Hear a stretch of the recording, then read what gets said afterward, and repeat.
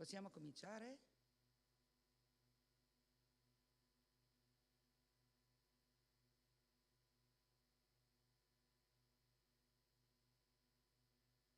Cominciamo?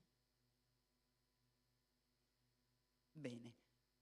Buongiorno a tutti. Grazie per essere intervenuti a questa giornata che si apre al mattino con dei talk e conversazioni aperte. Dal titolo, come potete vedere sullo schermo con il bellissimo logo che è stato creato, Confin senza confini. Io però, prima di dare avvio ai lavori, voglio chiamare sul palco la vice sindaco e assessore alla cultura del comune di Gemona, Flavia Virilli, che aprirà ufficialmente l'iniziativa.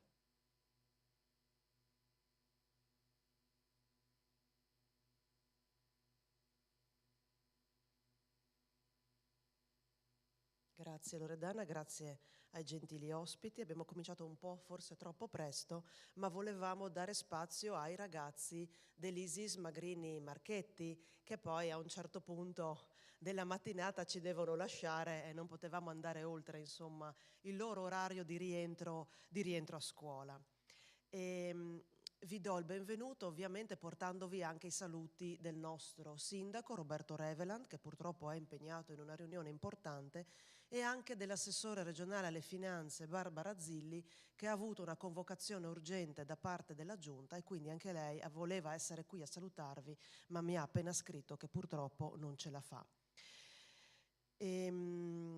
Questo saluto ve lo porto con un'emozione autentica, perché quando abbiamo cominciato questo percorso, quando ho cominciato a scrivere questo progetto, consultando tantissime persone di grande valore, che poi vedrete durante la giornata come relatori, mi sono resa conto che la costruzione di uno spazio di pensiero è quello che rappresenta il significato più profondo della nostra missione di amministratori, perché dobbiamo custodire identità ma anche suscitare visioni.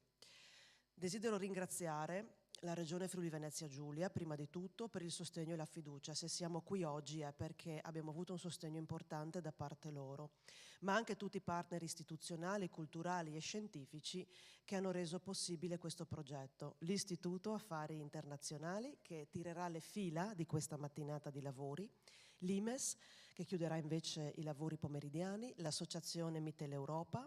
Questa mattina ci sarà l'intervento del suo presidente, dottor Paolo Petiziol, il già citato appunto Magrini Marchetti, la Cineteca del Friuli e l'Orchestra del Friuli Venezia Giulia insieme al gruppo fotografico gemonese. Questi sono i partner del progetto. Ringrazio ovviamente i relatori e i gentili ospiti e tutti coloro che ci hanno accompagnati in questa costruzione comune, uffici e maestranze in primis.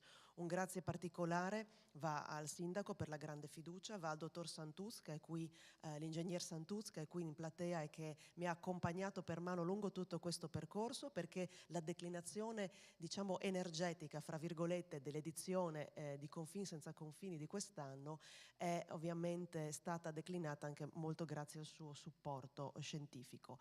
Ovviamente un grazie speciale all'Ufficio Cultura, Informatica, alla Biblioteca, all'Ufficio Turistico. Anche in questa occasione hanno davvero messo il cuore oltre l'ostacolo.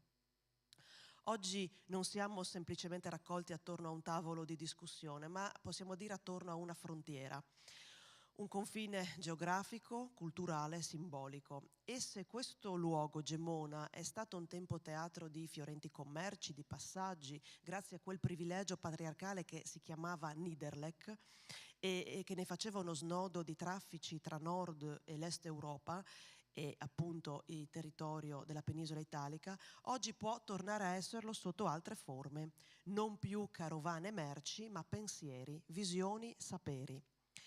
Il Friuli Venezia Giulia è da sempre terra di attraversamenti, un luogo in cui la geografia si è fatta storia e la storia identità.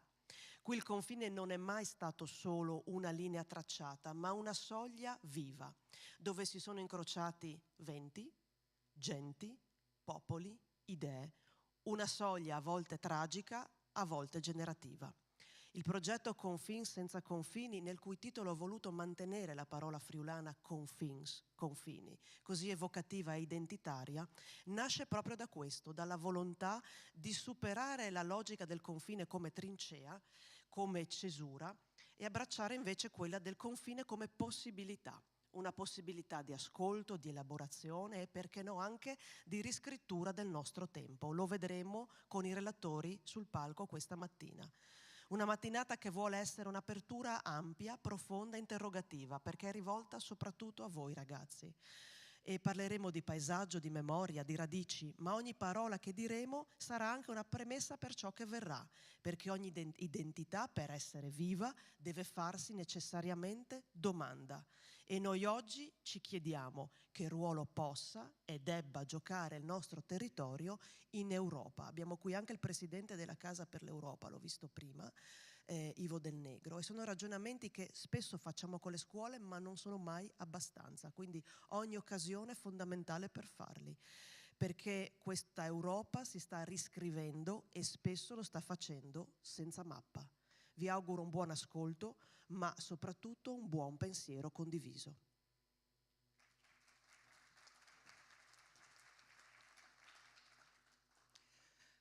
Grazie Assessore.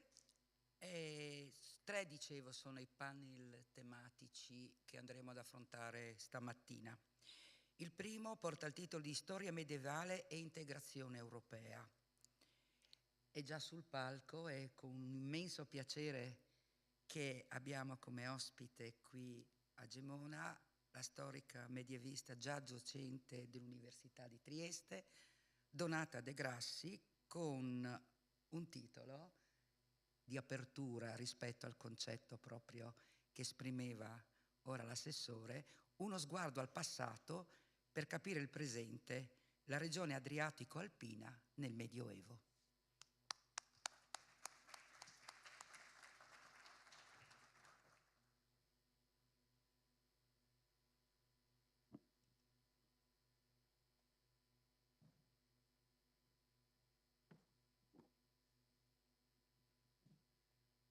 Buongiorno, grazie di avermi invitato a questo bellissimo incontro.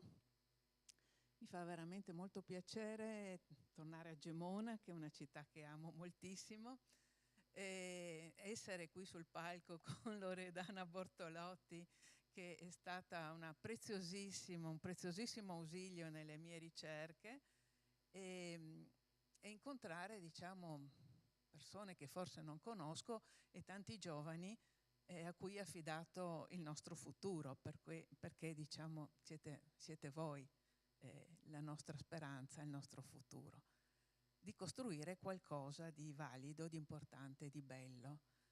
E io vi parlerò di Medioevo perché sono una medievista e cominciamo. Cominciamo. Vediamo un po'.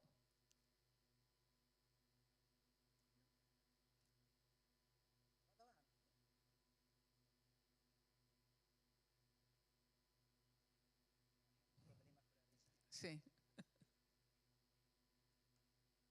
Ecco qui. Allora, in primo luogo devo dare ragione della scelta del titolo della mia conversazione. Perché ho messo Regione Adriatico-Alpina e non Regione Friuli-Venezia Giulia? E per me è molto importante sottolineare la differenza fra questi due concetti. Vai pure avanti. Ecco, questa è la Regione Friuli-Venezia Giulia, che tutti conosciamo, in cui abitiamo e che amiamo. Aiuto? Bene. Una regione con dei confini ben precisi, ma la cui storia è molto recente. Cioè, come sapete, la regione Friuli-Venezia Giulia nasce nel secondo dopoguerra e, diciamo, prende avvio effettivo all'inizio degli anni 60 del Novecento. Se avessimo chiesto a un qualsiasi abitante di questa regione nel Medioevo dove si trovava, non avrebbe mai risposto nella regione Friuli-Venezia Giulia. Quindi è una creazione recente, è una creazione che adesso ci comprende, però diciamo non dà conto delle realtà che formano effettivamente questa regione, delle realtà del passato. In realtà quando noi parliamo di regione adriatico-alpina, ed è questa, ci riferiamo ad un'entità molto più ampia, che come dice la parola va dalle rive dell'Adriatico fino alle montagne. E diciamo questa è una regione che ha avuto un'importanza storica, direi dalla preistoria in avanti, cioè ha avuto sempre una funzione fondamentale. Perché? Perché questa zona che i romani definivano Caput Adrie, cioè la sommità dell'Adriatico, è il punto in cui il Mar Mediterraneo, si insinua più profondamente nella terra, in cui diciamo, i passi alpini sono i più vicini, che in tutto il resto del bacino mediterraneo, alle rive del mare. Perché è importante sottolineare questo? Perché le comunicazioni marittime consentono di arrivare molto più lontano, molto più rapidamente e trasportando bagagli molto più pesanti rispetto alle vie di terra. Quindi poter usufruire della vicinanza dei porti era fondamentale per trasportare le proprie merci e veder arrivare merci di paesi anche molto lontani. I passi alpini, eccolo qui, i passi alpini, possiamo anche andare avanti. I passi alpini sono determinati dalla geografia dei luoghi, non c'è in questo nessuna mano dell'uomo, casomai la mano dell'uomo poi si adopera per creare delle strade, dei percorsi che uniscono i passi alpini alle rive del mare. Noi abbiamo nella nostra regione sostanzialmente 3 passi alpini che consentono le comunicazioni nord-sud, quindi dalla barriera, da oltre la barriera delle Alpi fino al mare. Il passo di Montecroce Carnico, la sella di Camporosso, che è quella che penso conosciamo meglio perché adesso ci passa l'autostrada, ma che una volta invece era piuttosto impervia e si chiamava via Perclusas perché c'era la chiusa, a chiusa forte, che poneva delle difficoltà, e poi il passo del Predil che spesso non ci pensiamo perché gran parte della strada che percorre la valle del Natisone e della Coritenza si trova adesso in territorio sloveno, però sbocca a Cividale. Quindi diciamo nel Medioevo invece era una via molto utilizzata. Ma oltre a queste comunicazioni nord-sud abbiamo anche delle comunicazioni est-ovest.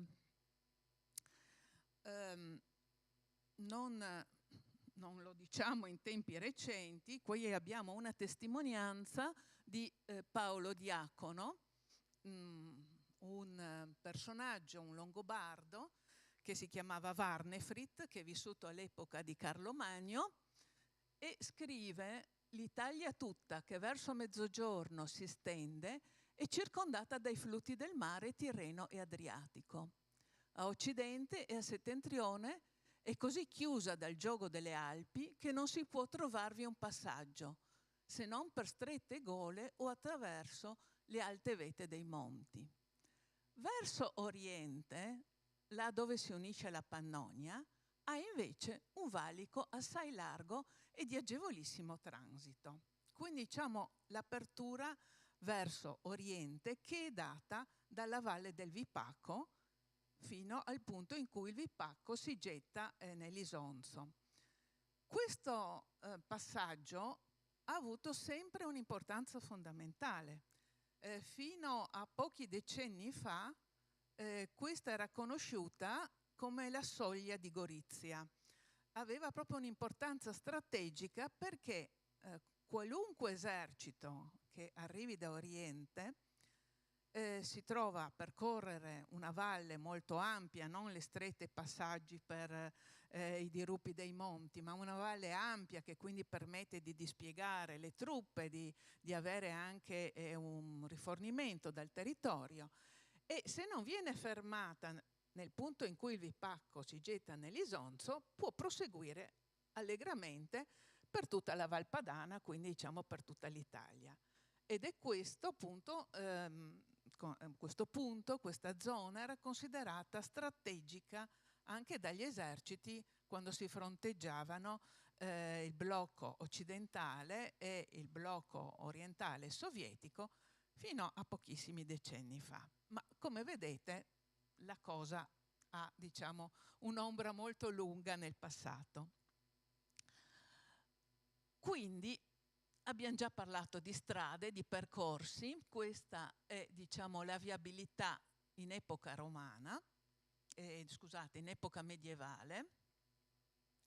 Strade e percorsi vuol dire dei modi per attraversare questo territorio.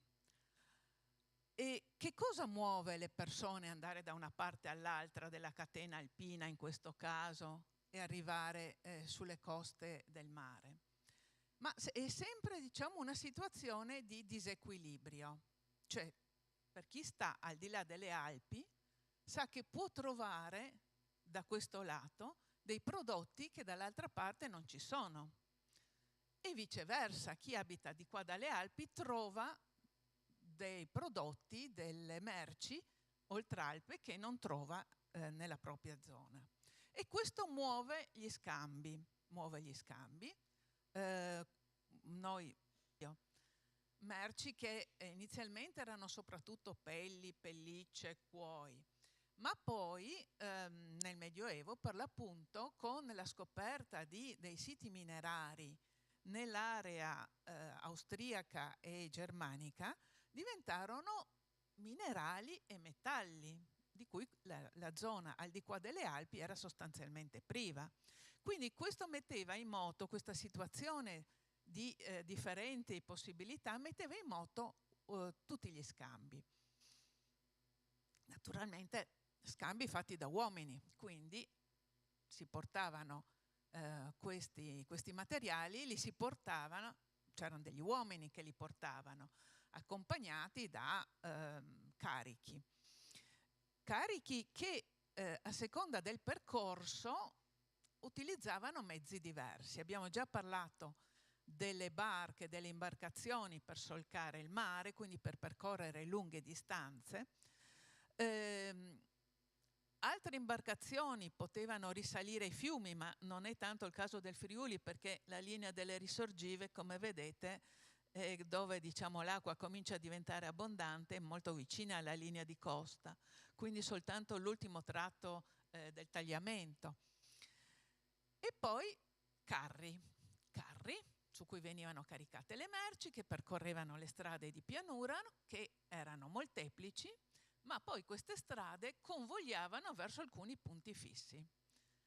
E Gemona rappresentava proprio uno di questi punti fissi verso cui si incanalavano tutte le merci che arrivavano dal mare e viceversa quelle che arrivavano da Oltralpe. Perché a Gemona comincia il tratto alpino e allora non si poteva più percorrere la strada coi carri, bisognava scaricare le merci e utilizzare delle bestie da soma per percorrere il tratto ulteriore. Va detto anche che era molto ben organizzato questo sistema, cioè non era lasciato alla casualità. C'era del personale specializzato che possedeva i traini di muli necessari per portare le merci oltralpe e facevano esclusivamente il tratto fra Gemona e Klagenfurt.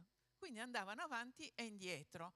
Quindi chi arrivava con i carri sapeva che doveva scaricare le merci, trovare un traino di muli per andare, doveva aspettare un po' di tempo a Gemona. Era questo il Niederlech di cui ha parlato anche l'assessore, che poi è diventato, diciamo, un obbligo, ma diciamo inizialmente era proprio una necessità. E quindi cosa offriva Gemona?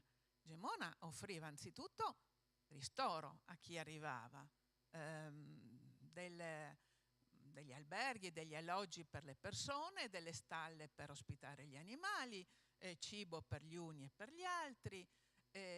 Naturalmente chi si fermava aveva la possibilità di aprire i carichi di mercanzie e magari cercare di... La gente non solo transitava, ma si fermava. E quando si ferma la gente anche parla e naturalmente si sentono le notizie che arrivano da lontano. Questo significa anche conoscere più lingue, perché ovviamente chi veniva da Oltralpe parlava una lingua diversa da quella che si parlava qui.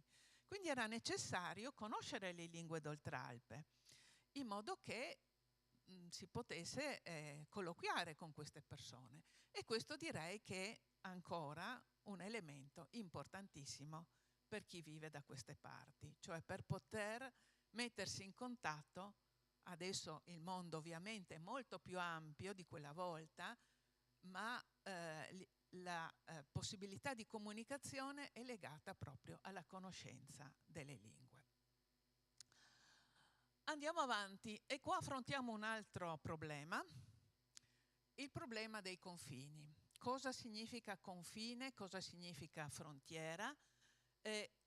Qual è la nostra idea di confine, quella che abbiamo dentro la testa, e qual era magari quella del Medioevo? Il confine è, diciamo, una linea di divisione, una linea che divide anche molto semplicemente il campo mio dal campo tuo. Normalmente queste linee di divisione fra vicini, fra comunità vicine, erano molto meglio conosciute. Nel Medioevo abbiamo ad esempio un sacco di processi, di liti, di questioni che si aprono fra comunità vicine, come poteva essere Gemona e Artenia, per dire, e Venzone, con Venzone poi è un'altra storia, perché era molto chiaro a chi abitava nel territorio di un comune qual era l'area entro la quale poteva usufruire di tutta una serie di prerogative che gli derivavano dal fatto di far parte di quella comunità. Quindi non solo il possesso dei campi, dei prati, dei boschi, ma c'erano anche proprietà comunali nella quale gli appartenenti alla comunità potevano andare a far legna, ad esempio, che era una cosa importantissima, pascolare gli animali anche se non avevano un campo proprio. Questo consentiva alla gente che non aveva delle proprietà fondiarie di poter sopravvivere. Naturalmente succedeva molto di frequente che qualche animale scappasse di là, oppure che qualcuno era beccato mentre stava facendo legna non nel bosco della propria comunità ma di quella vicina, e da qui tutta una serie di contenziosi. Questo ci dice quanto fosse sentito il confine e quanto fosse anche conosciuto. Difatti si determinano questi confini, si prendono dei punti di riferimento e, diciamo, ognuno deve conoscere in modo da non oltrepassare questi confini. Questi confini noi non li vediamo in una carta del genere, questi confini erano nella testa della gente che conosceva benissimo, perché fin da bambini erano stati portati lungo il confine in modo da far conoscere i propri limiti. La nostra idea di confine è quella di un perimetro, di una linea continua che delimita uno stato rispetto all'altro.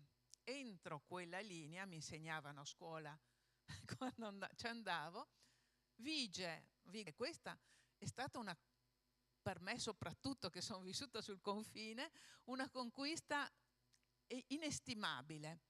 Non so nei giovani che sono cresciuti senza avere questa idea del confine blocco, che cosa evoca l'idea di confine? Magari me lo racconterete voi. Ma una volta, diciamo, la mia immagine di confine è una sbarra che viene alzata o abbassata, file lunghissime di macchine, controlli, sia personali sia dell'autovettura, eccetera. Quindi diciamo c'era proprio l'idea di scavalcare una soglia, no? Un qualcosa di non modificabile. La storia che abbiamo vissuto adesso ci dice che anche questa idea può essere modificata. E quello che ci racconta questa carta, che è una carta che riguarda sempre la zona altoadriatica, è che nel Medioevo coesistevano nella stessa area dei poteri che non erano delimitati da un'unica linea di confine, ma dei poteri che, diciamo, si articolavano sul territorio in tanti nuclei diversi. Quindi, per capirci, dalle terre del patriarca a quelle del conte di Gorizia, che sono, le vedete, sono tutte disseminate qua e là, non è che ogni volta bisognasse alzare o abbassare la sbarra, pagare qualche balzello, fare la fila perché c'era. No, non esisteva questo, cioè l'articolazione dei poteri sul territorio era molto più frammentata. In effetti è l'idea del confine come unica delimitazione che racchiude un territorio sotto la sovranità di un unico ente o sovrano, viene dall'età moderna, in cui si cerca di eliminare tutti i vari poteri che sono sul territorio e costruire uno Stato coeso, no? Uno Stato che non sia tanto frammentato. Ma quello che vorrei dire a proposito del Medioevo non è tanto che il Medioevo ha da insegnarci qualcosa che noi dobbiamo in qualche modo replicare nell'attualità. Noi dobbiamo essere molto attenti all'attualità e agli spunti che dà verso il futuro. Quello che ci dà il passato è l'idea che le cose cambiano e possono cambiare anche velocemente. Un'idea che sembrava radicata può invece rivelarsi poi del tutto inconsistente. Quindi, diciamo, ci dà l'idea che la storia effettivamente è cambiamento e, diciamo, il cambiamento è qualcosa che gli esseri umani devono cercare di capire per poter andare avanti. Nello stesso tempo la storia ci dà anche l'idea che esistono alcune costanti, come abbiamo visto questo ruolo, no, dell'area regionale rispetto ai passaggi nord-sud, est-ovest. Esistono delle costanti che travalicano i secoli, travalicano le costruzioni politiche che vengono fatte di volta in volta, e queste sono forse le cose a cui dobbiamo porre attenzione. Per me ho finito. Grazie professoressa.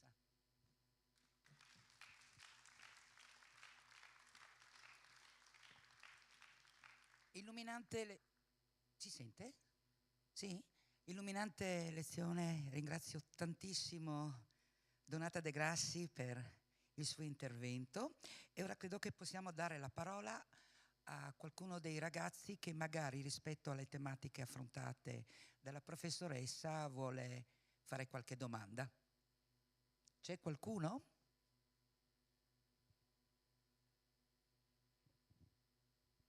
Professor Vidon? Vengo io da lei? Vada.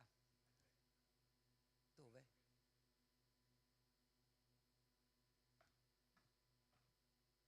Alberto, aspetta, non si sente, ti devo dare il microfono.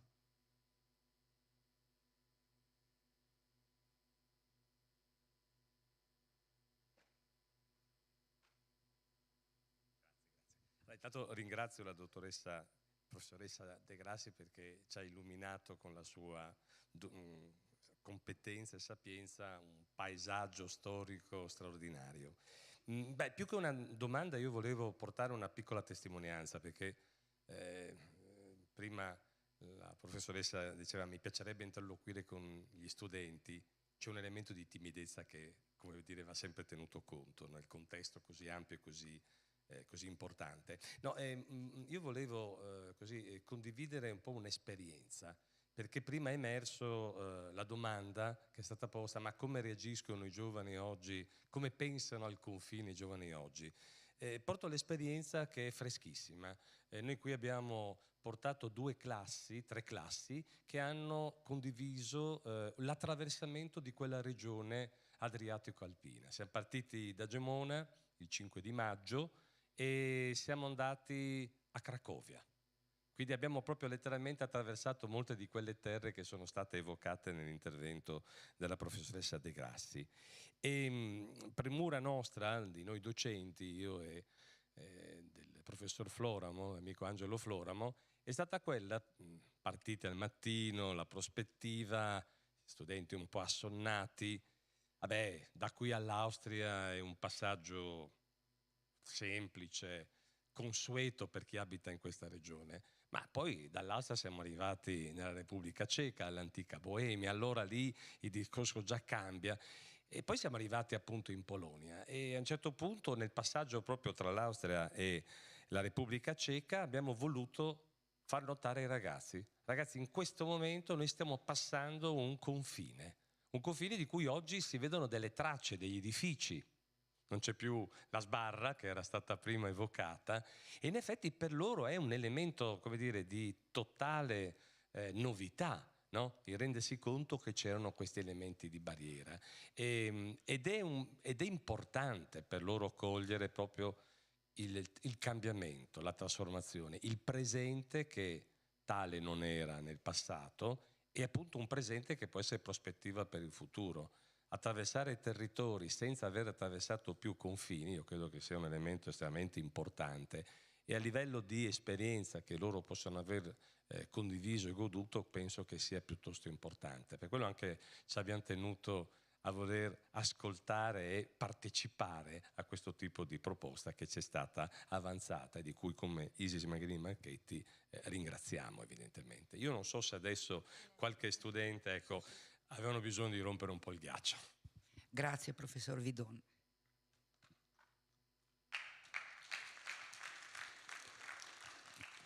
Allora, giusto mentre faccio il tragitto, io sono una boomer, quindi quando dovevo andare in Jugoslavia, abitando a Camporosso, guarda il caso, no? Importante nel Medioevo, andavo in Jugoslavia, dovevo usare un documento che era solo per i frontisti, che era la propusnica, no? Che c'era una fotografia con i timbri, tutti ratece, perché il confine era lì. Voi questo per voi è assurdo, però non sono passati così tanti anni ed è cambiato tutto. Do la parola a te. Prego. Allora, vedendo tutte queste cartine che avete mostrato, ho notato che ci sono tutti questi villaggi montani anche in tutto il territorio dell'Alpe Adria e mi ha sempre incuriosito perché anche in momenti di povertà, come nel passato, le persone hanno deciso di insediarsi in montagna piuttosto che in pianura dove probabilmente le risorse sarebbero state maggiori e perché una famiglia medievale decide di insediarsi in un villaggio delle Alpi invece che in una pianura, in un paese molto più grande con altre risorse e altre persone, cioè una comunità più grande. Allora, la risposta è un po' complessa. Possibilità si tende a rimanere in quel luogo. E quando non ci sono risorse sufficienti, allora è il momento in cui, soprattutto i giovani, va detto, decidono di muoversi, no? È una dinamica che vediamo tuttora, no? Nei villaggi montani, anche adesso, quelli spopolati, restano gli anziani perché i giovani sono andati a cercare lavoro altrove. Perché restare in montagna? O perché, diciamo, trasferirsi in montagna? Allora, dobbiamo tenere presente che la pianura non è, nel Medioevo non era la pianura che conosciamo noi oggi. Magari se possiamo tornare alla al terza slide. Comunque, tutta la parte inferiore, la parte bassa della pianura, era coperta da una foresta impenetrabile. Una foresta che è rimasta lì, diciamo, fin dopo il 1400. Quindi tuttora voi vedete che nella parte bassa della regione gli insediamenti sono pochi. Ancora? No? Indietro? indietro, ecco, la prossima, eccola, questa qua, la carta geografica, no? Perché appunto la zona a partire dalle risorgive fino alla riva del mare era una zona dove l'acqua ristagnava. Quindi avevamo una foresta densa di alberi che amavano stare con le radici a mollo nell'acqua, e poi verso le margini del marino c'erano le paludi, che sapete sono state bonificate durante il periodo fascista, quindi diciamo neanche un secolo fa. Nella parte mediana della regione, che certamente è, diciamo, la più produttiva, però anche lì non mancano le difficoltà, cioè la terra non è facile da lavorare. Ci sono degli affioramenti di pietra, no? L'alta pianura cosiddetta, dove le ghiaie portate dal tagliamento e dai ghiacciai nelle epoche quaternarie, eccetera, hanno lasciato, diciamo, un terreno che non è facile da lavorare. E poi c'è la montagna, prealpi e Alpi. Allora, se guardiamo l'epoca alto medievale, l'epoca longobarda per capirci, scopriamo che la zona più popolata della regione è quella prealpina, che adesso invece è spopolatissima. Quindi diciamo le cose cambiano anche nel corso del tempo, perché l'economia dell'epoca si basava soprattutto sull'allevamento, e diciamo la zona prealpina, le prealpi, era la migliore da questo punto di vista. Poi diciamo i fondovalli montani sono abitati già da lungo tempo, perché diciamo offrono delle risorse. Offrono le risorse sia dell'economia silvopastorale, cioè per capirci allevamento, come tuttora in montagna, e boschi che significa legno. Legno era, diciamo, un po' come il petrolio dei nostri giorni, cioè era quello che faceva muovere tutto, perché era anche forza motrice, no? Si bruciava il legno, non solo per scaldarsi, ma anche per tutte le attività, tra virgolette, industriali, no? Artigianali, oltre ad avere un uso per le costruzioni, per immobili, per tutto. Quindi era, diciamo, una grande opportunità che dava la montagna, e nel contempo, diciamo, si sfruttava il fondovalle anche per un po' di colture, quelle che venivano in quel clima. Ma in questo modo si attivava anche, sempre a proposito dello squilibrio fra le varie aree, si attivava anche una possibilità di scambio con le zone di pianura. È stato fatto uno studio che riguarda proprio Gemona, e si è visto che Gemona era il centro verso cui convergevano tutti gli abitanti delle valli alpine, da Tolmezzo in avanti, per l'acquisto del grano. È chiaro che il grano in montagna non cresceva, e quindi bisognava andarlo a comprare lì dove c'era. Però chi veniva dalla montagna portava con sé dei beni da scambiare, o comunque per pagare quello che acquistava. Quindi, diciamo, c'era una possibilità di vivere anche abbastanza buona, proprio giocando su queste differenze climatiche, queste differenze che facevano sì che una zona offrisse determinate risorse che un'altra zona non aveva. Bene, grazie della domanda. Adesso la professoressa De Grassi purtroppo ci deve lasciare perché ha un impegno improrogabile, quindi chiedo la cortesia all'assessore Virilli un attimo di salire sul palco e omaggiarla di un ricordo di questa giornata.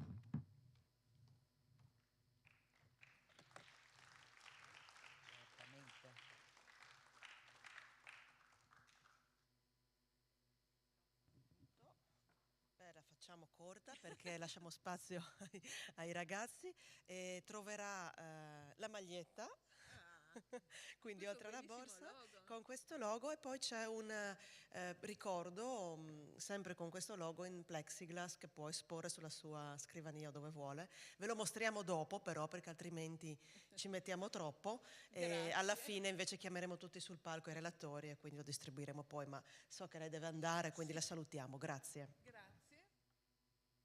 E alla prossima. Io veramente sono stata contentissima di questa occasione che mi avete offerto. Non ho parole per dimostrarvi la mia gratitudine, è stato un vero piacere tornare a Gemona, rincontrare persone che già conosco, incontrarne delle nuove e sentirmi di casa in questa bellissima città che ho molto amato e amo tuttora. Grazie. Grazie professoressa, prego. La borsa. Allora, una cosa molto interessante per voi ha fatto il Magrini, quindi era una studente come voi.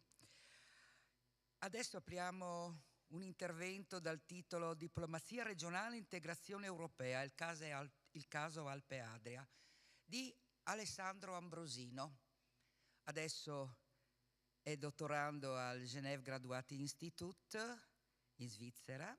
Si collega, ahimè, per problemi personali in differita e da remoto, e il suo percorso è stato veloce, è un 92, voi direte vecchissimo, ma per me è giovanissimo, e quindi la sua esperienza da giovane ha voluto portarla qui e spero che possa essere un esempio anche per voi. Chiedo alla regia di mandare il video, grazie. Buongiorno a tutti e a tutti, buongiorno a tutti e a tutte. Vi mando i miei saluti da Ginevra e mi dispiace moltissimo di non essere lì di persona con voi. Purtroppo questo significa che il mio intervento sarà registrato. Cercherò di non annoiarvi troppo e quindi farò un discorso un po' più breve. Ma lasciatemi intanto ringraziare Loredana della Biblioteca di Gemona e l'assessora Flavia Virili che hanno pensato a me per questo evento e hanno davvero cercato ogni soluzione per farmi arrivare di persona. Purtroppo questa volta non ce l'ho fatta e spero che mi perdoneranno. Ma secondariamente vorrei intanto fare i complimenti anche per la scelta del tema, che unisce interventi di tipo storico con analisi contemporanee a dimostrazione di quanto il Friuli Venezia Giulia ancora oggi può dare alla storia e all'antropologia. Ora, il progetto Confini senza confini si propone di riflettere sulla situazione attuale della nostra regione, ma senza dimenticare una riflessione storica più profonda, che guarda a esperienze del passato e che possono essere utili ancora oggi. Per cui, a fianco dell'intervento della prof Donata De Grassi, che si occupa dello spazio che noi chiamiamo Alpe Adria, ovvero i confini, diciamo il territorio tra i confini delle attuali Italia, Slovenia, Austria e Croazia, però guardando al Medioevo, io cercherò di offrire una panoramica di ciò che accade dopo il 1945. Diciamo, il concetto che vorrei che vi portiaste a casa è questo, che non sono solo le negoziazioni diplomatiche o le decisioni dei governi che modificano l'ordine costituito, ma spesso sono attori piccoli come gli intellettuali locali, i politici regionali, anche la gente comune che è in grado di influenzare grandi dinamiche storiche. Non a caso un grande maestro della microstoria, Carlo Ginzburg, che aveva studiato proprio le storie di un mugnaio del 600 di Montereale Valcellina che si chiamava Menocchio e aveva visto come un'anomalia come questo mugnaio che nel XVI secolo sapeva leggere e scrivere poteva rivelare tantissimo rispetto alla cultura contadina dell'Europa. Certo, bisogna sapere anche fare i collegamenti con dinamiche più ampie, dinamiche internazionali, ma senza divagare troppo nelle questioni storiche, torniamo al caso del territorio in cui viviamo e badate bene che lo intendo con confini ben più ampi della nostra regione Friuli Venezia Giulia. È stupefacente osservare come da un contesto di odio, di militarizzazione, di sospetti qual era il 1945, nel giro di poco più di 20 anni un lavorio quotidiano della gente locale, adattata certo a nuovi scenari internazionali, a nuove dinamiche internazionali di integrazione, aveva trasformato lo spazio alto adriatico o alpino adriatico in una delle aree di confine più aperte d'Europa. E ciò è ancora più sorprendente se pensiamo che all'epoca c'era la guerra fredda e tutti e tre i paesi che qui convergevano avevano posizioni diverse e interessi differenti nello scenario internazionale. L'Italia, dopo il fascismo, era diventata una democrazia, un paese fondatore della NATO e anche della Comunità Economica Europea. L'Austria pure era una democrazia, ma era neutrale, entrerà nell'UE solo nel 1995. E la Jugoslavia era un paese federale, socialista, a economia pianificata e a partito unico. Certo, dopo il 1948 e la rottura tra Josip Broz Tito e Stalin, divenne un paese comunista sui generis, non faceva parte del blocco orientale e col tempo si aprì a un'integrazione maggiore coi paesi occidentali, consentendo anche delle libertà personali che erano impensabili nei paesi dell'Est. Tuttavia tensioni e comprensioni continuarono a lungo, basti pensare alla questione di Trieste che si risolse solo nel 1954 o al fatto che 2/3 delle truppe italiane stazionavano in Friuli. Quindi vedete, queste dinamiche fanno sì che nell'area convergessero simboli e stereotipi divisivi molto potenti, est e ovest, comunismo e capitalismo, fascismo e antifascismo, dinamiche identitarie, italiano, friulano, tedesco, slavo, sloveno, erano tutte parole che andavano a definire limiti e confini di gruppi sociali. Eppure, a fianco di un nazionalismo ossessivo e paranoico, a livello locale la vita doveva riprendere, per sopravvivenza, certo, ma anche ricordando che lo spazio alpino adriatico, prima di questo nazionalismo esasperato, delle dittature, delle guerre, la prima, la seconda, era stato uno spazio economicamente integrato con una storia comune che la storia dei conflitti del Novecento aveva, diciamo, overshadowed, si dice in inglese, cioè l'aveva messa in ombra, l'aveva inombrata. E questa storia risale a secoli indietro.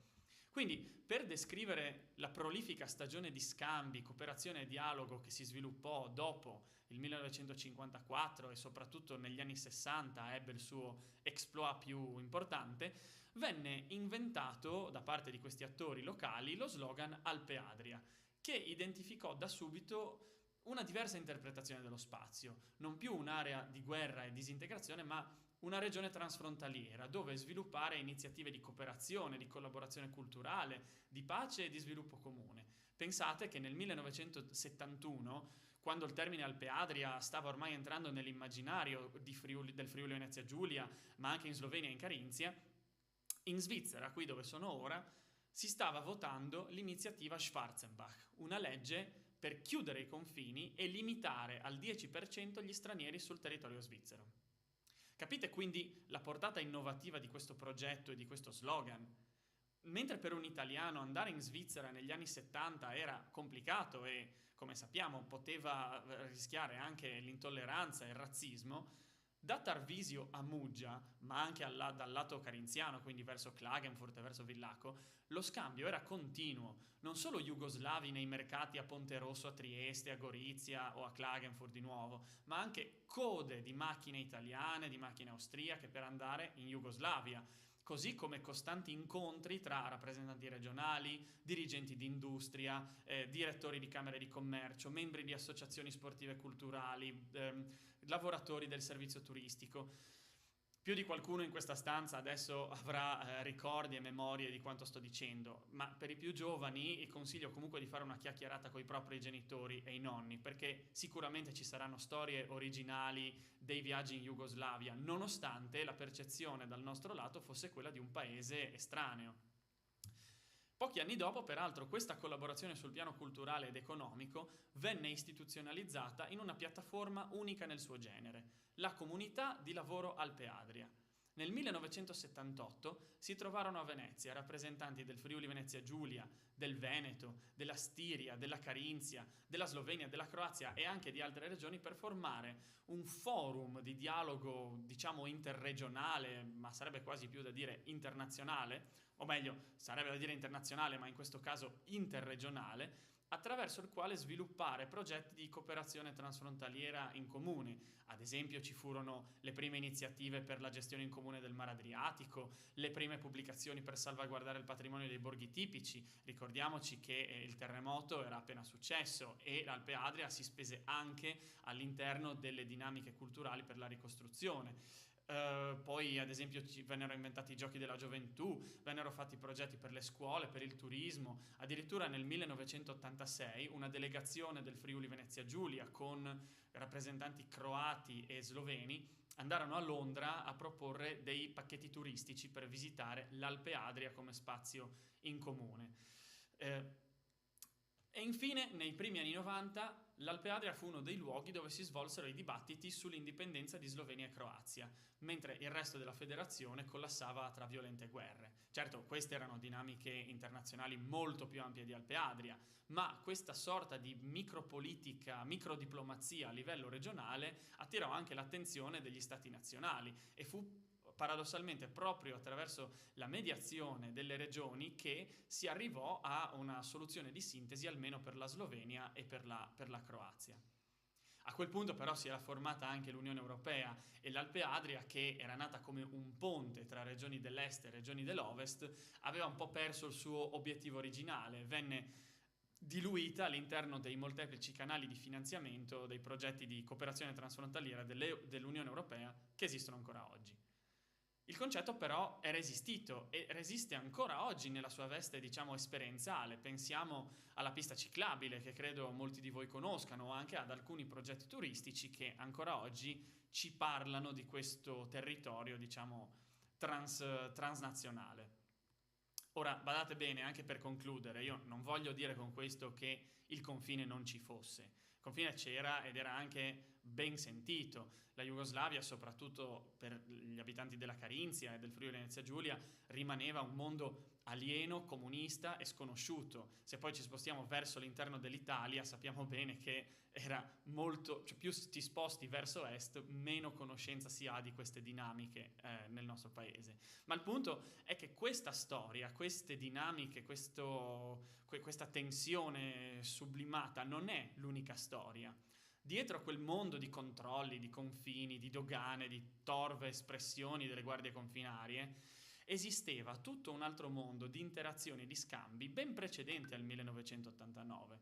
Pensate per esempio che mentre negli anni 70 la RAI aveva ancora la censura e trasmetteva in bianco e nero, in Jugoslavia la famosa TV per Telecapodistria aveva iniziato a fare le trasmissioni a colori e da un paese comunista, dall'Istria, era in grado di guadagnare grazie alla trasmissione verso un paese capitalista.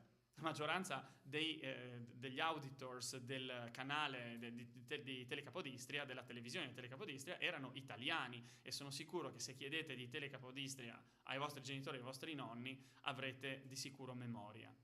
Quindi questi casi, adesso vado verso la conclusione, questi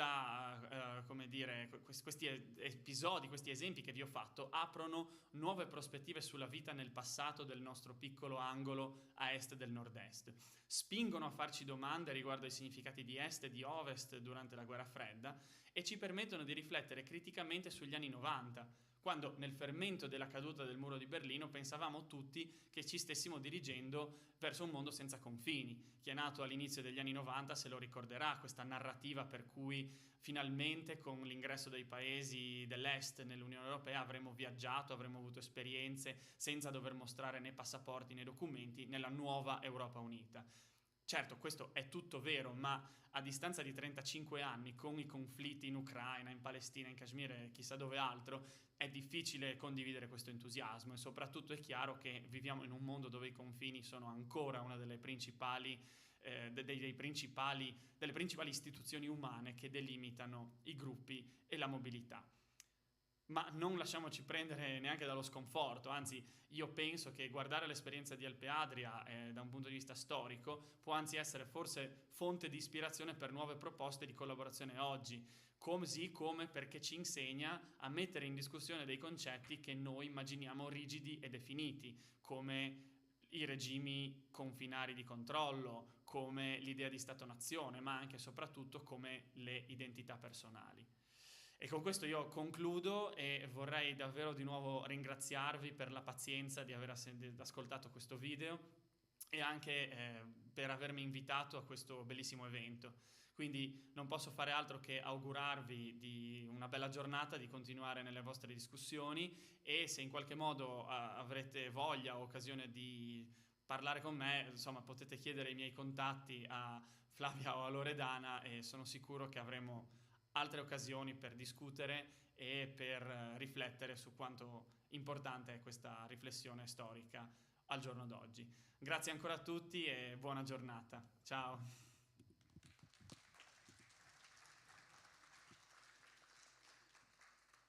Grazie Alessandro. Chissà se si è connesso e si è visto, se siamo in diretta streaming. Passiamo ora al secondo panel di questa mattinata, dal titolo Diplomazia culturale e difesa. Invito sul palco il dottor Paolo Petiziol, presidente Associazione Culturale Mitteleuropa, che parlerà di diplomazie parallele, questo è il titolo del suo intervento. Il colonnello Corrado Vale, capo del Permanent Planning Staff della Multinational Land Force. Il titolo del suo intervento è Cooperazione regionale nella difesa, la Multinational Land Force. Modera l'incontro Flavia Virilli.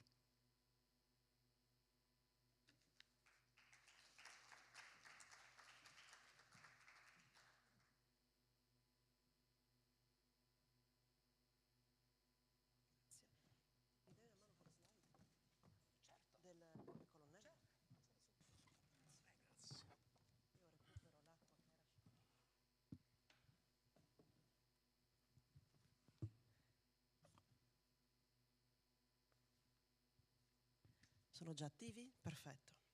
Eccoci qua, con il secondo panel che veramente riesce a raccogliere, credo, quello che di importante ci hanno lasciato la professoressa De Grassi e il dottor Ambrosino, perché si è parlato di valichi, si è parlato di passaggi, si è parlato di posizione strategica e poi però ci siamo anche spostati sul valore della microdiplomazia. Io inizierei da te, Paolo.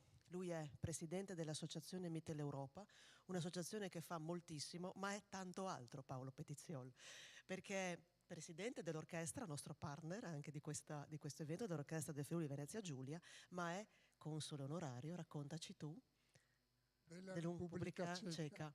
E la diplomazia culturale ti sta molto a cuore, quella fatta di relazioni, scambi, incontri, fuori dai tavoli ufficiali.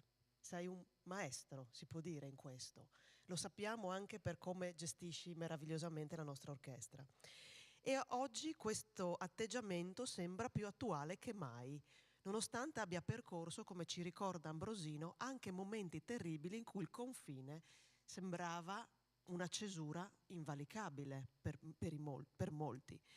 Ma forse, come spesso accade, questa regione, la sua gente, lo aveva capito prima di altri il valore della diplomazia culturale. Io inizierei da qui. In un mondo attraversato da tensioni e ritorni purtroppo di fiamma nazionalistici, che ruolo può giocare la diplomazia culturale? È ancora ascoltata o è relegata a un ruolo che ogni tanto si sente dire decorativo? Questo dipende da chi la fa, perché molte volte troviamo dei parvenu che ti lanciano la loro verità, che in effetti verità non è, perché specialmente in periodi di crisi come questo, cioè di guerra addirittura, non l'ho detto io, ma qualcuno più autorevole di me, la prima a essere uccisa nel caso di guerra è proprio la verità. Allora, ognuno di noi può avere un compito e un ruolo. Io sono diventato un diplomatico per caso, nel senso che non ho mai voluto avere il senso del confine, non l'ho mai digerito. Ho ascoltato con molta attenzione gli interventi sino ad ora e il primo intervento direi verissimo, abbiamo parlato un po' della nostra storia medievale, ma allora perché non diciamo che Tolmezzo si chiamava Schoenfeld, che Venzone si chiamava Peißendorf, che Gemona si chiamava Glemau e via dicendo. Volete un caso bellissimo? San Leopoldo, si chiama San Leopoldo dall'altro ieri o da ieri. La Glesie in Furlan, o par Furlan, Leopoldskirchen in tedesco, e in sloveno, Dio, ho un'amnesia, mi aiuti? No. Beh, insomma, è un classico della nostra regione. Noi siamo sempre stati misti. Io non so se ho contato i cosacchi, forse sì, mi pare ho contato anche quelli. Cioè siamo una cosa straordinaria, unica al mondo, unica. Per quello siate orgogliosi. E qualche volta mi rivolgo ai giovani, non abbiate paura di essere un po' disubbidienti, perché la peggior cosa è dire sempre di sì senza neanche capire a cosa dite di sì. Quando sono nato io c'era non solo la cortina di ferro, tutti i miei, sono andato solo fino ai bisnonni e già ho preso paura delle mescolanze, per cui frutto di mescolanze di questo genere ho avuto un'educazione sicuramente sovranazionale e sicuramente molto aperta agli altri e al mondo. In casa succedeva che la nonna potesse fare anche una battuta in sloveno, allora quando parlava con me diceva, per esempio, "Törda glava", quando doveva dirmi testardo. Sì, ho ricordi bellissimi. L'altro nonno che parlava un po' di tedesco e un po' di ungherese, ma quando cresci in un ambiente così sei aperto. Io nel 1968 tutti mi dicevano no frutti prei, no. Mia madre piangeva, mio padre mi inseguiva col bastone. Sono partito per Berlino, ma non solo ovest, anche est. Perché est? Ma perché c'era il museo di Pergamo con la ricostruzione e c'erano tutti i bassorilievi assiro-babilonesi che io avevo visto sui miei libri di storia già delle medie. E io dovevo andare a vedere quel museo e dovevo andare a sentire la gente in Alexanderplatz col Vopo, come si chiamava all'epoca, Volkspolizei, polizia del popolo, e il cane lupo che mi veniva dietro. E io ogni tanto mi giravo e in friulano, perché non capisse, se tu crodis distracami me, per cui abbiate queste volontà, perché vi si apre un mondo e vi si apre la mente in un modo diverso. Essere diversi non è sempre facile, ma un modo diverso, e incominciate a vedere quello che è accaduto a me, cioè di capire le cose che possono accadere un po' prima degli altri. E così incominci a fare, senza accorgerti, diplomazia. È veramente un privilegio ed è molto affascinante ascoltarti, anche perché evochi immagini importanti. Ho pensato effettivamente la Museum Insel a Berlino ricadeva su Berlino Est. E non per adesso fare incursioni nella vita privata, però quando ho visitato il museo della Stasi, la Staatssicherheit, effettivamente ci si rende conto di qualcosa che solo se lo si vede. Ci sono dei bei film a riguardo, mi viene in mente di Leben des Anders, La vita degli altri, che per come viviamo oggi semplicemente sono inimmaginabili. Quindi grazie di questa preziosa incursione nella tua di vita privata, perché credo che rimanga più impressa di tanti altri discorsi. Parlo per loro. Sì, infatti. Hai già risposto parzialmente alla mia seconda domanda, cioè che cosa rende il Friuli Venezia Giulia un laboratorio concreto per la diplomazia culturale, ma ne aggiungo anche la terza perché credo ti sia utile rispondere insieme.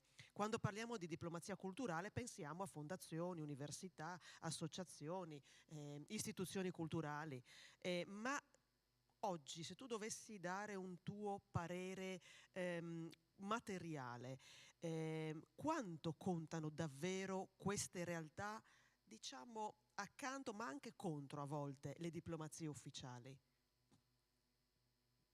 Flavia, allora innanzitutto bisogna dire che in un mestiere come il diplomatico, ancorché per caso o così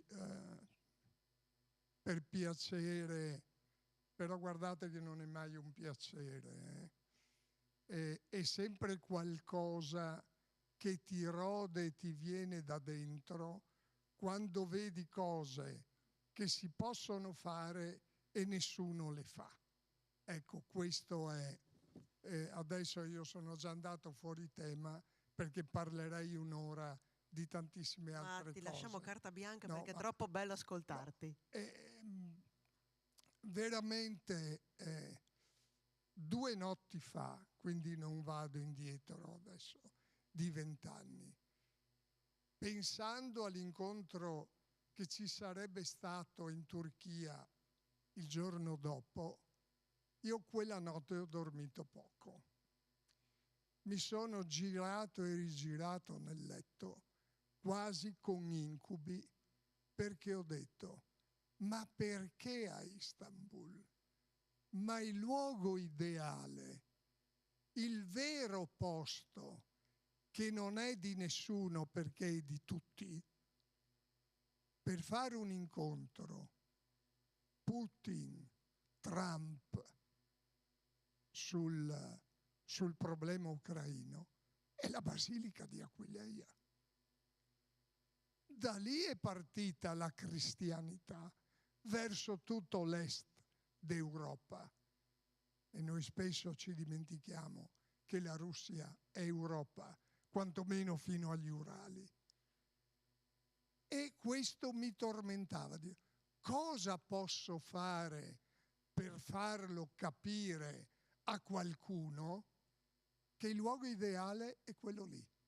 Perché Aquileia è figlia di San Marco, quindi è chiesa apostolica, come San Pietro.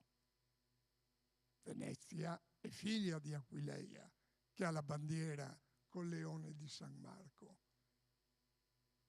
Aquileia ha figlia di Alessandria, quindi tutto nel Mediterraneo, perché San Marco arriva da Alessandria, porta il cristianesimo in tutto il centro-est Europa. Quindi non è dei russi, non è degli ungheresi, non è dei tedeschi, non è degli austriaci, non è degli italiani, è di tutti. È un luogo ideale per un incontro, per non dire a tutti siete a casa mia. No, questa è casa nostra. Quindi questo è il posto giusto per fare un dialogo che porti alla pace. Probabilmente non dormirò qualche altra notte, ma potete star certi che su questa idea e su questa cosa io non posso stare fermo. lo merita un applauso. Ho risposto, ma... Però in realtà hai risposto, perché penso anche al tuo ruolo di presidente dell'orchestra. Sarebbe bello, per come abbiamo vissuto la cultura in questa regione, immaginare a un concerto un gemellaggio con San Pietroburgo, con il balletto Devo interromperti. Dimmi. Un mio amico un po' importante è andato a Mosca nei giorni scorsi. Sì. E Paolo dice: vado a Mosca, ufficiale tutto, Sì. Però ho sposato con una russa. Vado anche alla nostra ambasciata, dice: ti serve qualcosa? E sì, dico, mi serve sì. Io vorrei portare l'orchestra del Friuli Venezia Giulia a fare un concerto a San Pietroburgo. Ecco, vedi, abbiamo una connessione, un'affinità elettiva. Ma perché? Ma perché?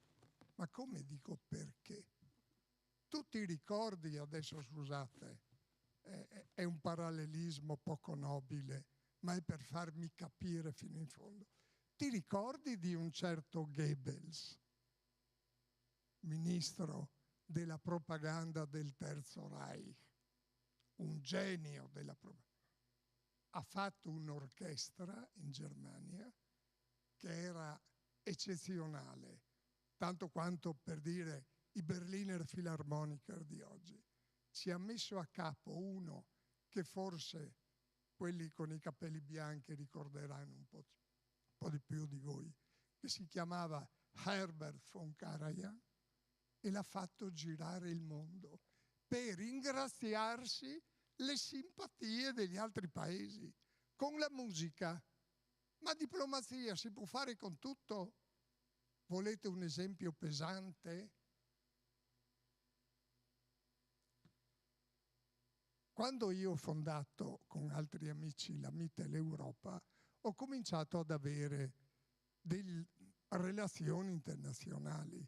Poi c'è stato quel brutto, disastroso terremoto che ci ha sconvolto l'anima, e in quell'occasione moltissime autorità di altri paesi, ma soprattutto, come a Gemona ben si sa, austriaci e tedeschi, perché il colonnello, i genieri tedeschi, il colonnello Nagel, Bayern, un nome così, è quello che ha ricostruito immediatamente il Duomo. E quindi, oddio, adesso ho perso il filo del discorso. Appena nata la Mittel Europa c'era questo progetto. Grazie. Cosa quindi avrei potuto fare per agevolare il dialogo? Ma io, quando arrivavano qua questi ospiti importanti, li portavo anche in qualche cantina a bere il nostro vino. E come sapete, nel mondo tedesco, ma vi raccomando quello dell'Est, bere il nostro vino è la miglior cosa che tu gli puoi dare. Però quando avevano bevuto un po', mi veniva più facile fare le domande e avere delle risposte positive. Dopo 2 o 3 anni di questa tecnica, uno sveglio, era un famoso redattore della televisione austriaca, secondo me con incarichi particolari, mi ha detto: sai Paolo, un sudtirolese questo, che però abitava in Tirolo, se io avessi saputo che la diplomazia del vino era molto più funzionale a quello che non le bombe che abbiamo fatto saltare in Sud Tirolo, avrei preferito anch'io fare la diplomazia del vino. Bellissima. Quindi tutti gli strumenti, musica, arte, cucina, vino, danza, tutto ciò che è cultura può essere usato per fare diplomazia.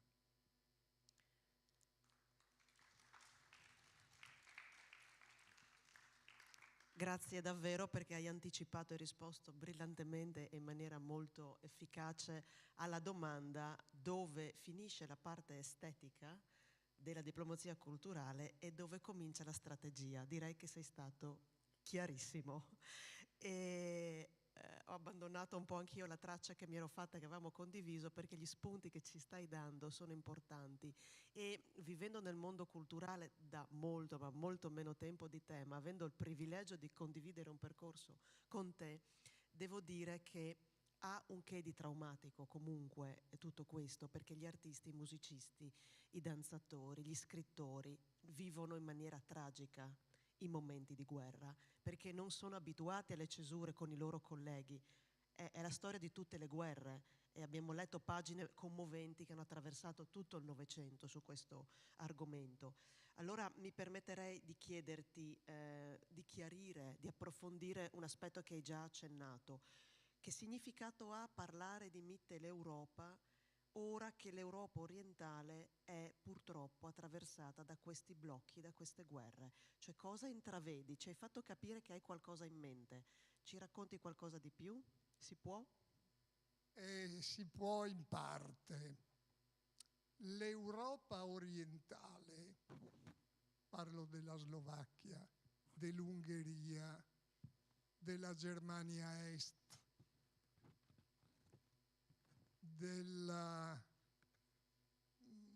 le ultime elezioni, vedrete quello che succederà in Romania fra qualche giorno, ma prossimamente quello che succederà in Bulgaria, non sono in linea, non sono perfettamente d'accordo con le politiche di Bruxelles.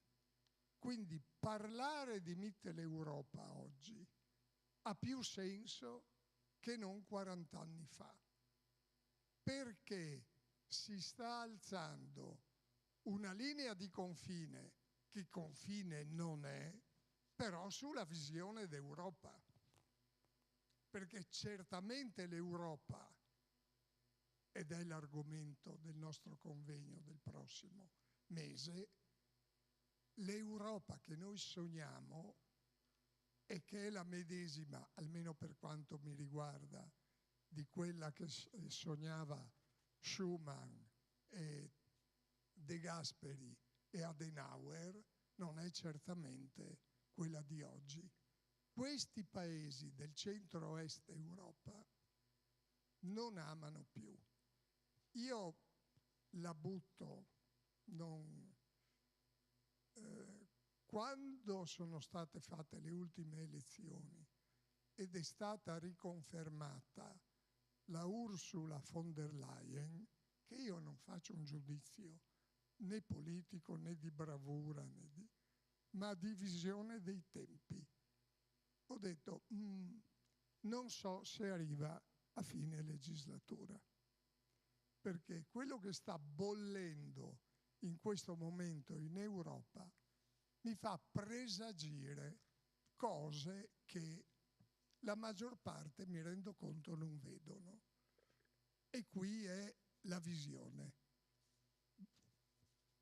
Il diplomatico vero deve essere un po' visionario.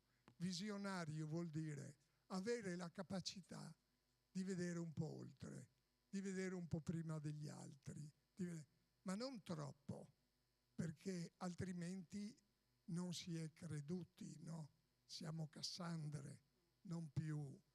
E molte volte i visionari sono persone scomode, perché dicono una verità, tipo quella che ho detto io adesso, che l'Europa si sta muovendo così, che è una verità plateale, ma nessuno ne parla, e dicono la verità e per questo sono scomodi.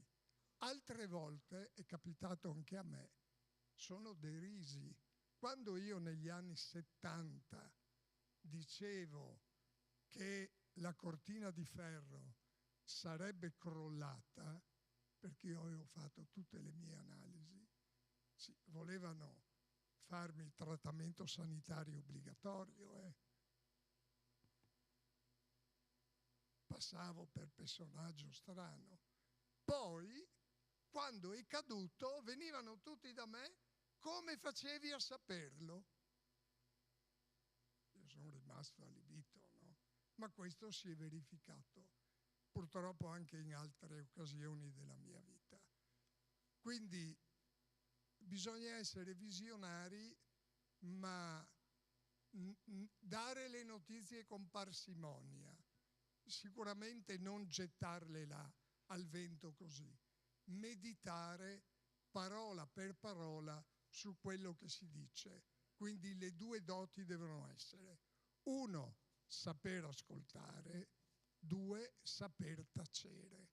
E vorrei concludere, se non hai qualche altra cosa, perché se ne ho parlato troppo anche, con una battuta di Sua Maestà la Regina Elisabetta in visita di Stato in Australia, dove, parlo di molti anni fa, il primo ministro australiano ha inteso fare dei complimenti alla regina per la capacità, la cultura dell'ambasciatore di Sua Maestà in Australia. La regina ha risposto: sì, lo so, è molto bravo, sa tacere in 7 lingue. Paolo, grazie di cuore. In effetti volevo chiederti un po' che consiglio volevi dare ai giovani, ma ne hai dati a ogni risposta, quindi soprattutto a loro. Sì, pensa. devo dire che poi magari lasciamo spazio alla fine alle loro di domande. Passerei ringraziandoti. Volevo prima dire una cosa, che sono onorato e lietissimo di essere in panel con, mi onoro di dire, il mio amico il colonnello Valle. Grazie Paolo. Perché questa amicizia fra l'associazione Mitteleuropa e la Giulia nasce perché la Giulia fa parte di quell'esempio che io porto dappertutto, che è la Multinational Land Force. Loro, i militari, che noi tante volte non consideriamo come dovremmo, hanno dato il primo esempio all'Europa, che addirittura loro si sono messi già assieme. Bravissimi. Grazie colonnello, onoratissimo di essere anche qui oggi con lei. Grazie Presidente. Grazie Presidente Petiziol, grazie Paolo, veramente l'applauso che verrà è tutto e di cuore per te. Oggi più che mai serve una diplomazia che non separi ma colleghi, che non semplifichi appunto ma approfondisca tutte queste reti, questi gangli e che forse ci permette di partire con un piede diverso, con un'ispirazione diversa. Ci hai ispirato, grazie di cuore.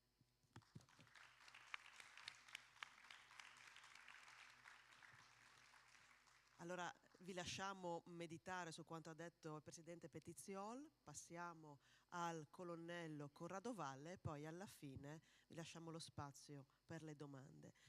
Colonnello Valle, viviamo un tempo in cui la sicurezza europea non è più un tema astratto, chiuso negli stati maggiori, ma quotidiano. E in questo contesto le forze multinazionali come la Multinational Land Force appaiono sempre più centrali.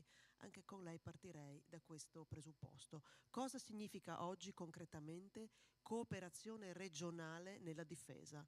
È una scelta strategica o una risposta necessaria alle nuove minacce che si stanno configurando? Oggi la cooperazione regionale nella difesa significa fondamentalmente la capacità di integrare risorse, capacità operative e strategie di difesa comune, che tradotto in pratica vuol dire avere la capacità di mettere insieme degli stati e delle forze armate per fare della pianificazione congiunta, quindi operare e sviluppare dei piani secondo delle strategie di difesa comune, costituire, formare e sviluppare delle forze multinazionali tipo la nostra, condividere delle infrastrutture, delle capacità che possono essere anche infrastrutture e capacità civili, tipo aeroporti, porti, linee ferroviarie, centri di addestramento, aree addestrative, e questo permette oltretutto di ottimizzare i costi. E sviluppare dei programmi di acquisizione congiunta per mezzi, equipaggiamenti, sistemi d'arma, e questo va a beneficio anche delle economie di scala.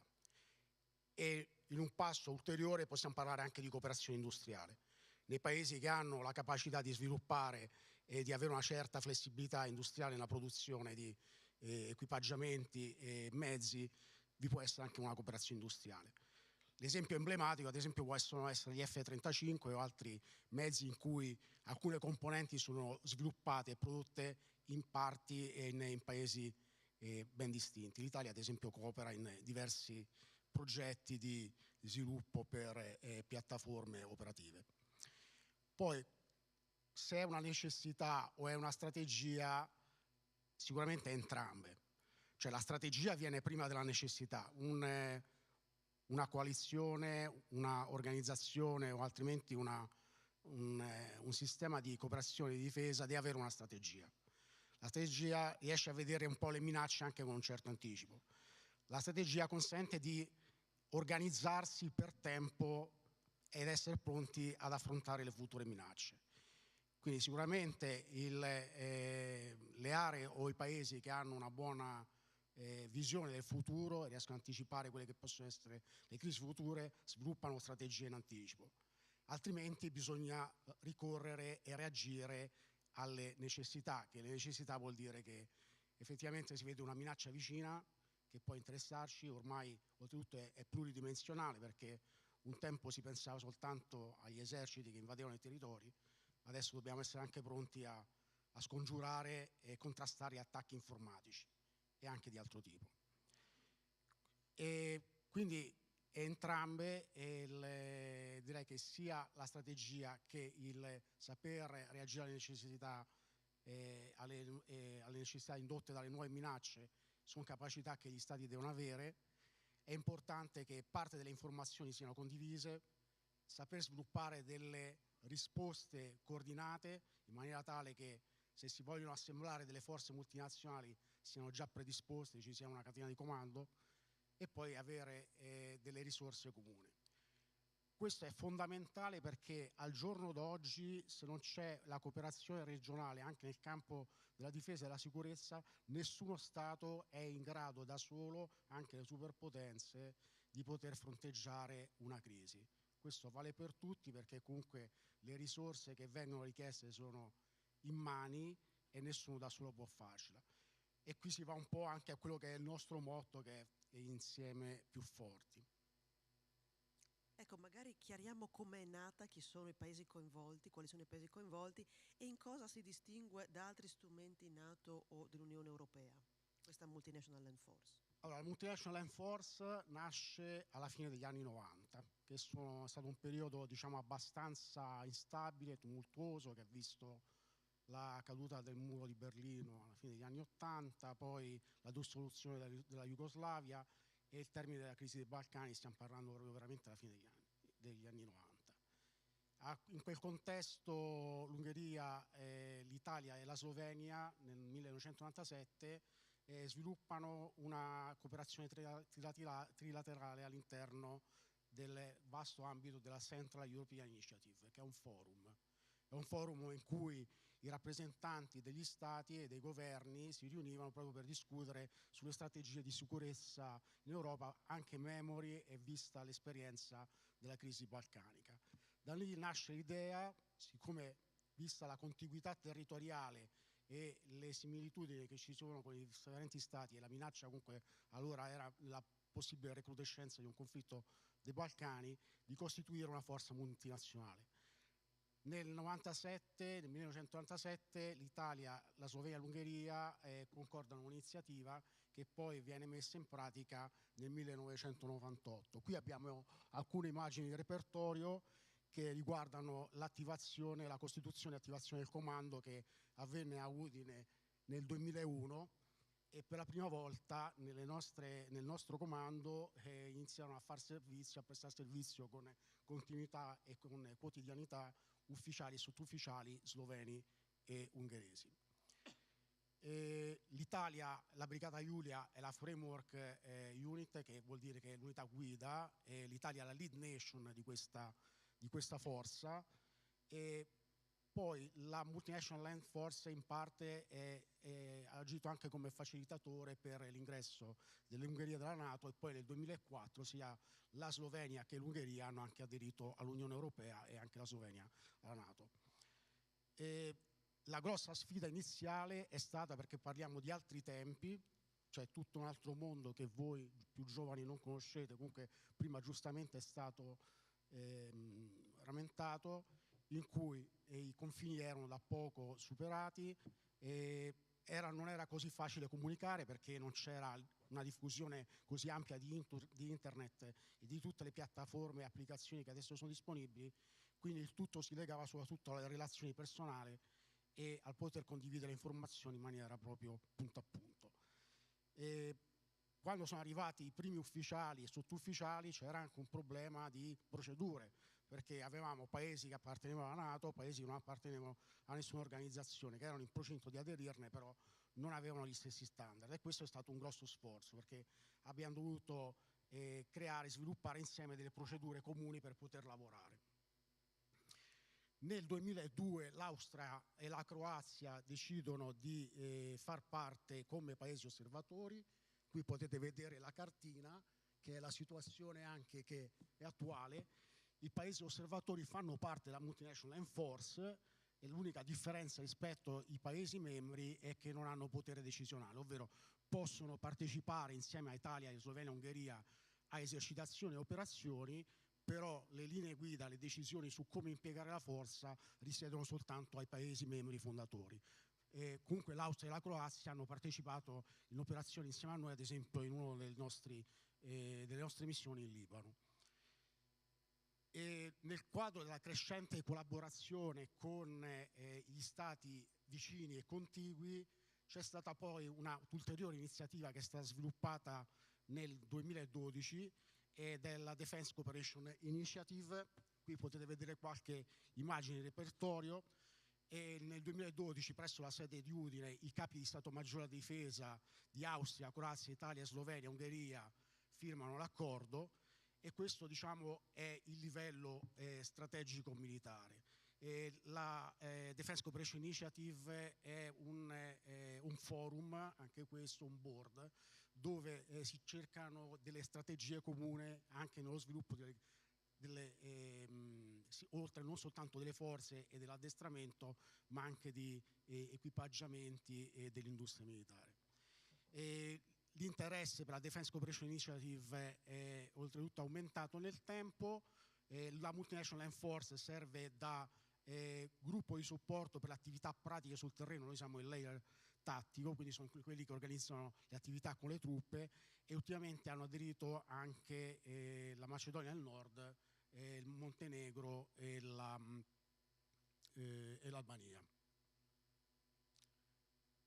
L'Italia continua a essere la lead nation anche per la Defense Cooperation Initiative, e diciamo che noi siamo in un sistema di cooperazioni regionali su cooperazioni regionali.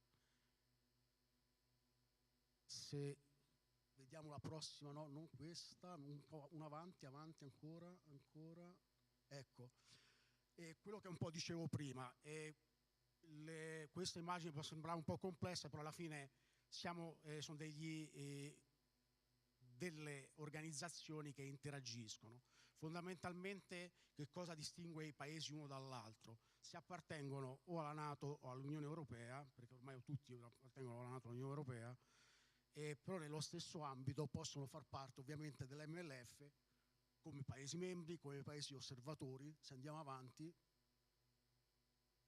questa invece, da una indietro per favore, la Defense Cooperation Initiative, potete vedere in alto a destra la bandiera della Macedonia del Nord, che fa parte della NATO, non fa ancora parte dell'MLF, però fa parte della DECI. Quindi diciamo che sono iniziative di cooperazione regionale nell'ambito della difesa e della sicurezza che si sovrappongono e interagiscono e cooperano insieme.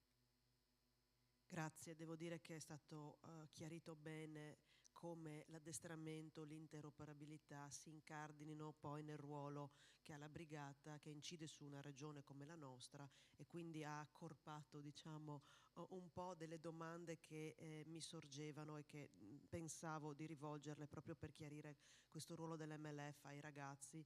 Ha parlato molto bene della Defensive Cooperation Initiative e quindi penso che sia chiaro il valore di esperienze come queste. Una domanda un po' più così allargata prima di andare alla conclusione. Il rapporto con la società civile, come si mantiene il dialogo tra forze armate e appunto la società civile anche in un'ottica transfrontaliera, perché di fatto nella pratica questo fate. Dunque, noi ereditiamo un grande vantaggio, come parlando di forza multinazionale, perché la Brigata Alpina Julia ha una radicazione sul territorio, delle relazioni sul territorio che sono storiche, per vari motivi, perché è conosciuta da tutti, molti cittadini del Friuli Venezia Giulia vi hanno prestato servizio, quindi diciamo a livello regionale siamo estremamente facilitati. Riagganciandosi a prima al fatto che il Friuli Venezia Giulia è comunque terra di confine ed è abituata proprio a relazionarsi con i paesi confinanti, questo ha facilitato enormemente le relazioni con i colleghi che prestano servizio presso altre forze armate, ma anche con le autorità locali. Negli ultimi anni abbiamo sviluppato, proprio sfruttando questa rete di relazioni che si è costruita nel tempo, che hanno anche i nostri colleghi austriaci, sloveni e ungheresi, e abbiamo creato ad esempio un accordo, è stato stabilito un accordo di collaborazione con le università partner, quindi parliamo di Budapest, Lubiana e Trieste, con le quali noi ci esercitiamo. Quindi le università servono anche da promotrici di quello che noi facciamo, a che cosa serviamo, qual è il nostro servizio, e veicolano le nostre capacità e perché noi ci addestriamo ogni giorno per garantire la sicurezza. Le università nell'atto pratico stanno facendo un grande lavoro, la collaborazione è iniziata più di 5 anni fa e ci supportano quando noi dobbiamo essere schierati in un teatro operativo, perché fanno tutto quel lavoro di analisi d'area e quindi di analisi delle informazioni, della situazione del teatro operativo dove noi dobbiamo essere schierati, che ci consente di prepararci adeguatamente. Oltretutto è stato lanciato un progetto l'anno scorso che si chiama Chimera Project, che condividiamo con l'università. È stato sviluppato uno scenario di esercitazione dinamico che evolve ogni anno, che noi utilizziamo per simulare delle crisi.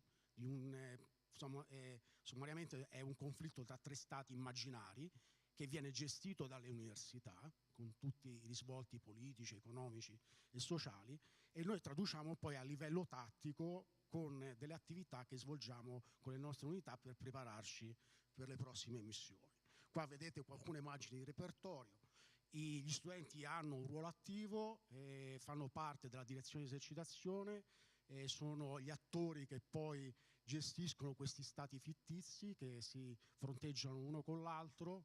Probabilmente in futuro qualcuno di voi qui presenti magari farà lo stesso percorso dei vostri colleghi. E in ultimo io vorrei citare appunto questa collaborazione che è partita qualche anno fa con Mitteleuropa, esatto, in cui abbiamo avuto l'onore di essere invitati a presenziare ad uno degli eventi organizzati a Mitteleuropa, e per noi si è aperto un mondo, perché prima ci sono molte analogie, perché comunque gli stati che poi convergono su Mitteleuropa e operano con Mitteleuropa, molti di questi stati sono anche i nostri, con i quali noi operiamo quotidianamente e collaboriamo.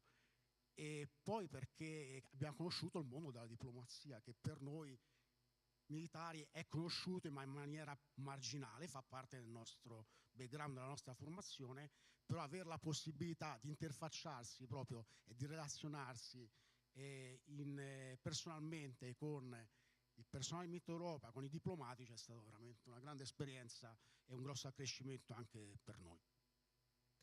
Poi vorrei soltanto anche un ultimo, riguardando poi l'ambiente civile, la collaborazione con il territorio e le relazioni del territorio sono fondamentali, perché ad esempio parlando proprio del comune di Gemona, noi abbiamo dei trascorsi, perché tante esercitazioni le abbiamo fatte in queste aree tra Gemona, Tolmezzo, Venzone, Osoppo. Mi viene in mente una delle più grandi, che è stata la European Wind, che era in preparazione per il Battle Group europeo, che la cerimonia di apertura è stata fatta nella piazza qui sotto, Piazza del Ferro, se è giusto il nome, e avevamo il comando schierato alla Goi Pantanali. Parliamo di 1300-1600 unità, 1600 persone che, tra virgolette, scorazzavano in questa zona del Friuli per esercitarsi, e soltanto con l'accettazione della comunità locale, delle autorità locali, si possono fare queste cose. Cioè, è fondamentale quindi anche coinvolgerle, avere un dialogo chiaro e onesto, e direi che noi non abbiamo mai avuto problemi con i rappresentanti delle autorità e anche con la popolazione locale. Su questo ci ha sempre agevolato nel nostro compito, che fondamentalmente è addestrarci per le emergenze e per le crisi. Grazie, grazie di cuore, colonnello Valle.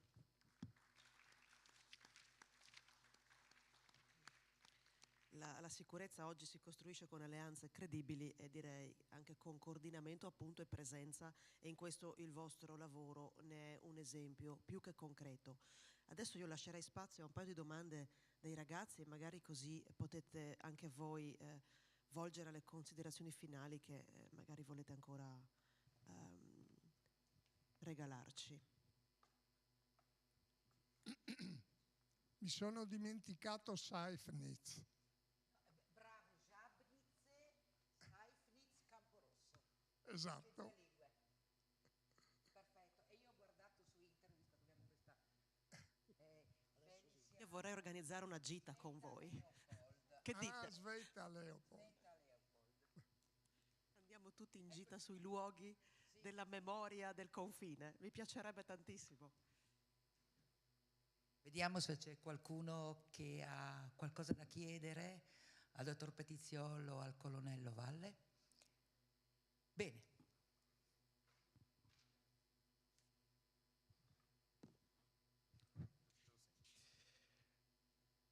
Buongiorno, io avevo una domanda per il dottor Petiziol. Più che altro su che prospettive, su che visione ha per il futuro, soprattutto per noi giovani, anche perché la situazione internazionale è sempre più critica, come stiamo vedendo, e quindi che prospettiva di futuro abbiamo, anche perché penso che tutti noi abbiamo paura per quello che sarà il prossimo futuro, e sostanzialmente questo. Grazie.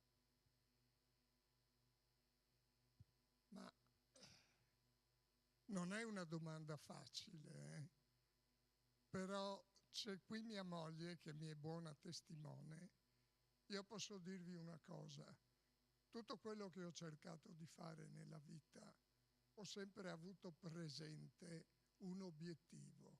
Dovevo farlo per voi, cioè per le generazioni alle quali io guardo come una speranza perché questo mondo cambi almeno un po' in positivo. Questa è la prima cosa. La seconda cosa che dico a voi: cercate di essere sempre positivi. Essere negativi non serve a niente. Molte volte, anzi, fa bene all'avversario, non a chi. Quindi siate positivi, pensate che le cose, con il vostro contributo ovviamente, possono, anzi devono sicuramente migliorare. Il futuro lo costruirete voi e io sono convinto che sarà migliore del passato. Non è facile perché l'animo umano è quello che è e ne vediamo i risultati. Però forse per la prima volta nella nostra lunga storia, parlo del Friuli adesso, siamo riusciti a fare 80 anni senza una guerra. È quello che io dico sempre, senza ucciderci fra di noi, perché che differenza fa fra me, uno di Salcano o di Camporosso no, andiamo a Arnolstein, ecco, giusto per fare. Io mi sono sempre posto questa domanda, ma come faccio a odiare? Poi dovete pensare anche al mio periodo. Io sono del 1946, in prima elementare, prima di sederci sul banco, ci facevano cantare anche l'inno di Garibaldi, cioè a bambini di 6 anni si scoprono le tombe, si levano i morti, cioè per piacere, no? Quindi, nonostante ciò, ho mantenuto la mia positività, ho fatto quello che ho potuto, qualche risultato ritengo di averlo, posso dire, sicuramente ottenuto. La raccomandazione: non mollate mai, abbiate l'obiettivo, perseguitelo, testardi, tutto quello che volete, nel senso di con forza, finché non l'avete raggiunto, perché la vita non è comunque una cosa facile. Le difficoltà prima o poi emergono, se non sono quelle di cui discutiamo oggi, ce ne sono altre, per cui siate forti, datevi gli obiettivi, non mollateli e continuate su una linea ferma, decisa, che vi darà sicuramente, almeno sono certo, le soddisfazioni che ho avuto io. Io ve ne auguro molte di più, ma sono sicuro che ce la farete. Auguri a voi, ragazzi.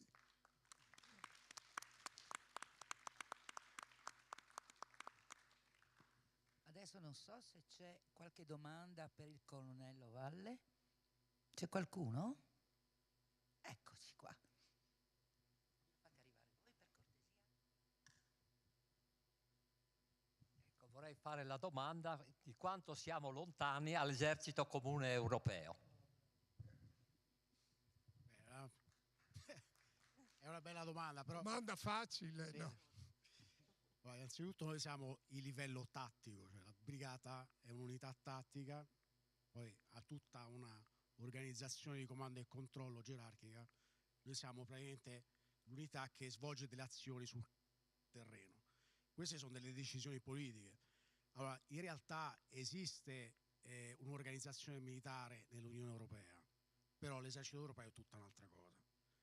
Noi abbiamo prestato servizio come Multinational Force in più occasioni, come European Battle Group, che è una forza di pronto intervento per qualsiasi tipo di emergenza nelle mani dell'Unione Europea.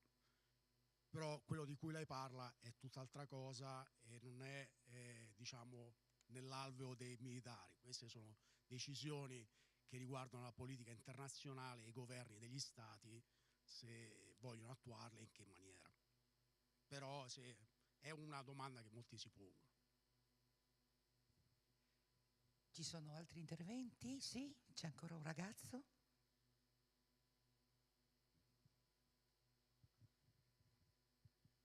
Buongiorno, io avrei una domanda per il dottor Petiziol. Secondo lei ci sono degli elementi culturali che accomunano la nostra regione con le zone dell'Europa centro-orientale? Non è secondo me, è il nostro DNA. Tutto ciò che ci accomuna ha delle radici culturali, ma è tutto, è veramente tutto. Cioè, se io penso alla musica, una battuta di un triestino irredentista, al quale io volutamente ho chiesto: ma secondo lei cos'è la Mitteleuropa? E lui mi ha risposto: è là dove si capiscono Verdi e Wagner contemporaneamente. Ecco, per dire, ma la nostra cultura è tutta frammischiata. Un'altra bella frase sulla Mitteleuropa, cos'è? La Mitteleuropa, un polacco ha risposto: è là dove si scrivono, la Camporossina mi può capire bene, dove si scrivono Caspare, Melchiorre e Baldassarre sul portone d'ingresso e dove si regalano fiori a una donna in numero dispari. Ecco, quindi vedete, io ho portato 2 esempi banalissimi, ma così negli studi che ho fatto io è tutto. Poi io amo l'Italia perché è un paese più ricco di cultura e più bello di patrimonio culturale non esiste. Però se devo vedere, se devo guardare dentro di me, sappiate, ma ve lo dico senza che mi sono sempre trovato come a casa a Budapest, a Cracovia, l'Università Jagellonica. Quando sono entrato lì, da brividi, quando gli studenti come voi mi hanno portato nella stanza dove studiava, lavorava Keplero, ma vi rendete conto che fari di cultura eravamo? Parlo come Centro Europa. Quindi avere radici lì, lungi da me dire che sono radici nobiliari rispetto ad altri, sono le nostre. E se non siamo orgogliosi di radici così, dovete spiegarmi voi di cosa possiamo essere orgogliosi.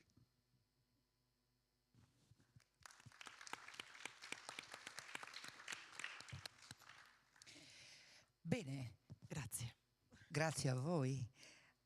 Chiedo la cortesia a Flavia di fermarsi, visto che sarà la moderatrice del prossimo e ultimo panel per stamattina. Ringrazio tantissimo Camporossiana, non Camporossina, dottor Fetiziol, colonnello Vale, e vi chiedo di accomodarvi. Ci vediamo poi per la foto finale. Per la foto di conclusione. E vi aspettiamo, certo, chiaramente per un momento insieme, quindi non scappate.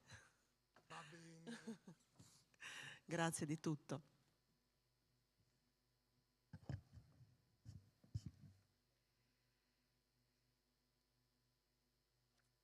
Allora, terzo panel, titolo Relazioni internazionali. Abbiamo il piacere di ospitare l'analista ricercatrice responsabile del programma di formazione dell'Istituto Affari Internazionali Alessia Chiriatti, che ci parlerà di confini e nuove connessioni transatlantiche, e Irene Rusconi, collaboratrice e analista sempre dell'Istituto Affari Internazionali, che oggi sostituisce Akram. È successo qualcosa al microfono?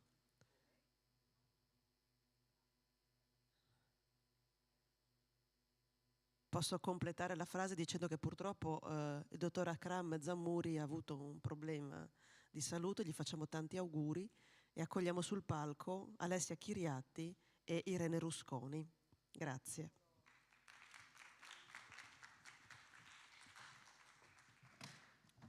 Poi lo sistemiamo. Il titolo di intervento di Irene è Dal confine al cuore dell'Europa, il ruolo strategico del Friuli Venezia Giulia nell'integrazione europea. L'avevamo già detto, confini e nuove connessioni transatlantiche. Grazie di cuore. Benvenute. Questo è il secondo momento insieme. L'anno scorso abbiamo esordito nell'ambito del progetto Allo specchio dell'era Kennedy con una riflessione sul confine che ci ha portato a evocare quegli echi che prima anche il dottor Ambrosino ricordava: Piazza Ponte Rosso, il confine vissuto in una certa maniera, l'evoluzione delle relazioni internazionali dalla fine della Seconda Guerra Mondiale in poi. Quest'anno diamo una connotazione diversa. Dottoressa Chiriatti, ci sono momenti nella storia in cui la geografia sembra contrarsi e la politica si tende, e credo che l'intervento del dottor Petiziol ci abbia fatto capire come si tende come può tendersi questa politica. In questo scenario le relazioni transatlantiche tornano ad assumere una centralità strategica anche per l'Europa. Io partirei da qui. Ieri parlavamo del fatto che cominciare a pensare per blocchi, come si faceva al tempo della guerra fredda, forse è ciò che di più infelice possiamo fare se vogliamo capire il presente. E dopo anni di incertezze, il legame tra Europa e Stati Uniti, almeno a parole, sembra comunque rafforzarsi, ma nella sostanza dove stiamo realmente costruendo queste connessioni? Anzitutto grazie molte al Comune di Gemona, al vice sindaco e assessore Flavia Virilli per questo invito molto gradito. E come dicevi è il secondo anno per noi qui in Friuli, a Gemona, a riflettere, a parlare, a comunicare anche con un pubblico giovane del significato dei confini, del ruolo che i confini hanno oggi e che hanno avuto in passato, e mi viene da dire che potranno avere anche nel futuro.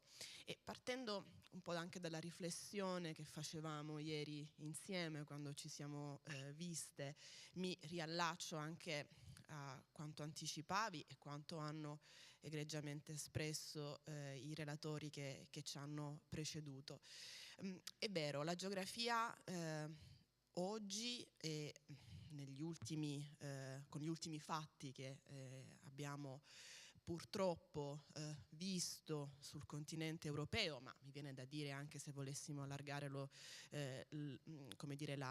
nostra analisi anche in altre aree geografiche, la geografia indubbiamente ha un ruolo nuovamente importante, e con essa i confini che, come dicevamo anche l'anno scorso, sono mobili, la geografia, quindi sono più porosi, la geografia sembra mutarsi a loro volta, perché ciò che cambia poi è il ruolo degli attori nel sistema internazionale, quindi il ruolo che oggi assumono gli attori. E dunque, se posso, rispondo alla tua domanda con una domanda che non si fa, è vero, però provo anche a lanciare uno spunto per un dibattito, e cioè se oggi possediamo gli strumenti, le lenti adeguate per leggere il presente, per leggere questa geografia e questi confini che si modificano a fronte di alleanze nuove. Non è più lo schema della guerra fredda, lo si vede con le nuove alleanze, lo si vede con il ruolo degli stati emergenti, penso ai paesi del Golfo, penso all'Arabia Saudita, penso alla Turchia, al Sudafrica, ad alcuni paesi dell'America Latina, solo per fare alcuni esempi. Il ruolo dei paesi emergenti è indubbiamente importante, la diplomazia e le relazioni internazionali oggi sono in alcuni casi meno politiche e più economiche, per riassumerle forse in maniera brutale, e dunque credo che ad oggi ancora non si posseggano necessariamente gli strumenti per leggere queste connessioni, ma esistono, ci sono e vanno, insomma, è da qui che bisogna ripartire per instaurare poi un rapporto quanto più proficuo, se vogliamo, per la risoluzione di conflitti che stanno indubbiamente lacerando il sistema internazionale così come lo conoscevamo, almeno fino a qualche anno fa. Quindi hai anticipato la domanda successiva, quindi diciamo che questi confini, più che tracciati sulle mappe, sono nella testa dei decisori e dei cittadini, e un po' dipende da come li percepiscono. È una bella sfida questa, il fatto di non poter comprendere, non avere esattamente i canoni per comprendere quello che sta accadendo in maniera profonda. Ma veniamo al ruolo dell'Italia anche, perché penso che i ragazzi, almeno così interpretando le domande che hanno fatto prima, penso che per loro sia qualcosa di molto importante, forse anche per cercare di tracciare un po' quello che è il futuro che li aspetta. Spesso il nostro paese è veramente ponte fra nord, sud, est e ovest, l'abbiamo detto in tutti i modi oggi, ma sul piano transatlantico qual è il suo peso reale? Siamo ancora considerati interlocutori strategici? Leggerei questo spunto in due modi. Primariamente parlando della politica estera italiana, che storicamente e anche negli ultimi anni ha avuto, diciamo, tre direttrici, se vogliamo: quella europea, che in realtà è diventata via via sempre una questione proprio di politica interna, essendo ovviamente che è stato ribadito anche negli ultimi mesi. Però accanto a questa lettura c'è da chiedersi l'Italia e l'Europa, e quindi l'Europa, come si posiziona nei rapporti transatlantici, perché è pur vero che oggi in un mondo così polarizzato il ruolo del singolo attore, del singolo Stato, nei rapporti bilaterali, in questo caso con gli Stati Uniti, conta, e questo lo si vede nel ruolo che hanno appunto anche gli altri Stati europei. Però ovviamente nel sentire comune dell'Unione Europea il ruolo dell'Italia all'interno dell'Europa, e quindi il rapporto che l'Europa ha con gli Stati Uniti, a sua volta conta, è un altro strumento, un altro modo di analizzare queste relazioni. E allora leggevo poco fa un articolo che mi piace citare, anche perché preferisco non appropriarmi di definizioni di letture che potete trovare appunto anche sulla stampa, facendo riferimento a quello che è accaduto in questi ultimi giorni per i negoziati per la risoluzione della guerra in Ucraina dopo l'aggressione da parte della Russia. È come se esistessero tre Europe: c'è quella di Istanbul, c'è quella che si è vista a Tirana, c'è quella che diciamo investe e non vede in questo caso l'Italia in forze, in truppe in Ucraina. Quindi anche in questo caso l'Italia indubbiamente ha un ruolo centrale nei rapporti transatlantici, in Europa, ma il punto è che molto spesso quello che si vede negli ultimi periodi non è una voce comune, è una visione diversa, frammentata, che un po' risponde a quello che dicevamo prima, cioè alle possibilità e alle necessità di ciascuno Stato di fronte alle sfide contemporanee. E in queste sfide o minacce ovviamente dobbiamo includere anche le crisi e i conflitti che purtroppo stiamo vedendo. Molto chiaro. Prende uno spunto da quello che abbiamo detto, ma mi viene in mente proprio la riflessione prima di Paolo Petiziol sulla Basilica di Aquileia, perché mi ha veramente colpito, devo dirtelo.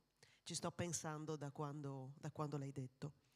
Quindi tornando a noi, un momento contraendo lo sguardo, in questa regione che pare ai margini, perché quando ho studiato a Roma era la classica definizione lassù in alto a destra, in una nebbia che confonde Veneto, Friuli, Trentino Alto Adige. Volevo chiederti, poi lo chiederò anche a Irene Rusconi con un'altra declinazione, possiamo diventare un crocevia nel dialogo euro-atlantico? Credo certamente sì, e credo anche che la storia e il presente lo dimostri. È stato detto egregiamente anche negli interventi che ci hanno preceduto quanto il Friuli e quest'area, insomma, questa regione sia sempre stata al centro di rotte commerciali o di scambi culturali, di incontro di popoli. L'anno scorso parlavamo proprio di questo, no? Dell'importanza della porosità dei confini e che quindi automaticamente plasmano le civiltà, le popolazioni che abitano queste regioni, queste aree, che insistono su confini che poi possono essere geografici o politici, e quando sono geografici sono delimitati da una catena montuosa, da un fiume o da altre barriere geografiche, oppure sono politici perché decisi a seguito di un conflitto storicamente o di un negoziato. E la valenza di questi luoghi è intrinseca a queste, quindi il ruolo e la centralità che regioni e luoghi appunto come il Friuli, come Gemona, come appunto le città qui vicine possono avere, e in parte anche ricordarci di questa possibilità di scambio, come sia necessario ad oggi più che mai provare a ridisegnarli, i confini, grazie agli scambi, provare a superarli in termini culturali, in termini commerciali, anche laddove politicamente rappresentano invece una cesura. Grazie di cuore. Volevo ricordare agli studenti, perché magari hanno fatto così un piccolo excursus fra quelli che sono i partner di questo progetto. L'Istituto Affari Internazionali nasce nel 65 su un'idea progettuale, uno slancio proprio di Altiero Spinelli, prima citato sempre da Paolo Petiziolo. Ecco, io guardando e pensando a loro che sono, come dire, il nostro futuro e quelli per i quali vale la pena spendere soldi pubblici per creare momenti di riflessione comune e darvi così spunti per uscire con delle domande, perché credo che sia la cosa più importante, aprirvi un po' l'orizzonte come fanno i vostri insegnanti, però magari catalizzare certi relatori o certe situazioni non è così semplice per la scuola. Ecco, ho pensato alla domanda per te che ti occupi di didattica in un istituto nato con quello slancio in quel momento storico. La sfida oggi non è solo tra stati, fra politiche, fra strategie, ma è molto spesso anche tra narrazioni. Come si combatte la disinformazione? Che chiave di lettura possiamo dare a loro quando si approcciano al mondo dell'informazione? Bisogna munirsi di anticorpi e l'istruzione, la pratica quotidiana, lo scambio con giovani della vostra età, dico, adesso mi rivolgo soprattutto a voi senza voler come dire, lasciare da parte gli altri presenti in platea.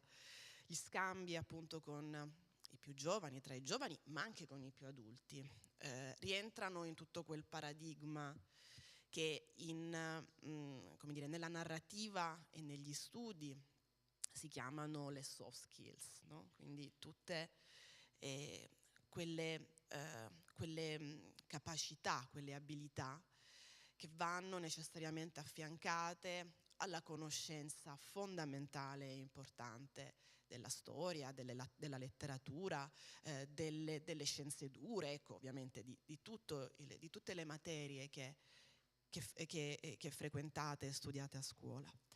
È fondamentale fornirsi quindi di anticorpi, anticorpi che aiutano da una parte a interpretare, leggere la realtà, essere abituati a scavare il più possibile in quelle che sono le informazioni che arrivano alle nostre orecchie, considerando la velocità con cui siamo raggiunti dalle informazioni, e molto spesso non riusciamo neanche a fare un controllo, il famoso fact-checking, che la stessa notizia scompare anche dal web e non si riesce a ritrovare.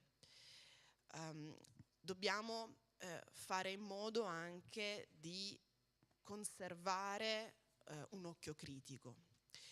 Sembra una frase fatta, anche questa, ma è importante riuscire a dotarsi di un pensiero critico che ci aiuti, e questo non vale solo per i più giovani, vale anche per gli adulti, perché poi ad un certo punto ci si assuefà all'utilizzo di determinate piattaforme o alla comodità di, non lo so, non andare in profondità nella lettura di un articolo. Ecco, il pensiero critico è andare più nel profondo delle cose, ci aiuta anche per chi non fa il mestiere del ricercatore, dello studioso, ci aiuta a leggere la realtà, ad essere consapevoli nell'esercizio quotidiano della cittadinanza, dell'essere cittadini, a cui tutti comunque siamo chiamati, da quando siamo più piccoli fino a quando poi si raggiunge la maggiore età e il diritto di voto. Quindi ogni piccolo pezzo va sempre ricordato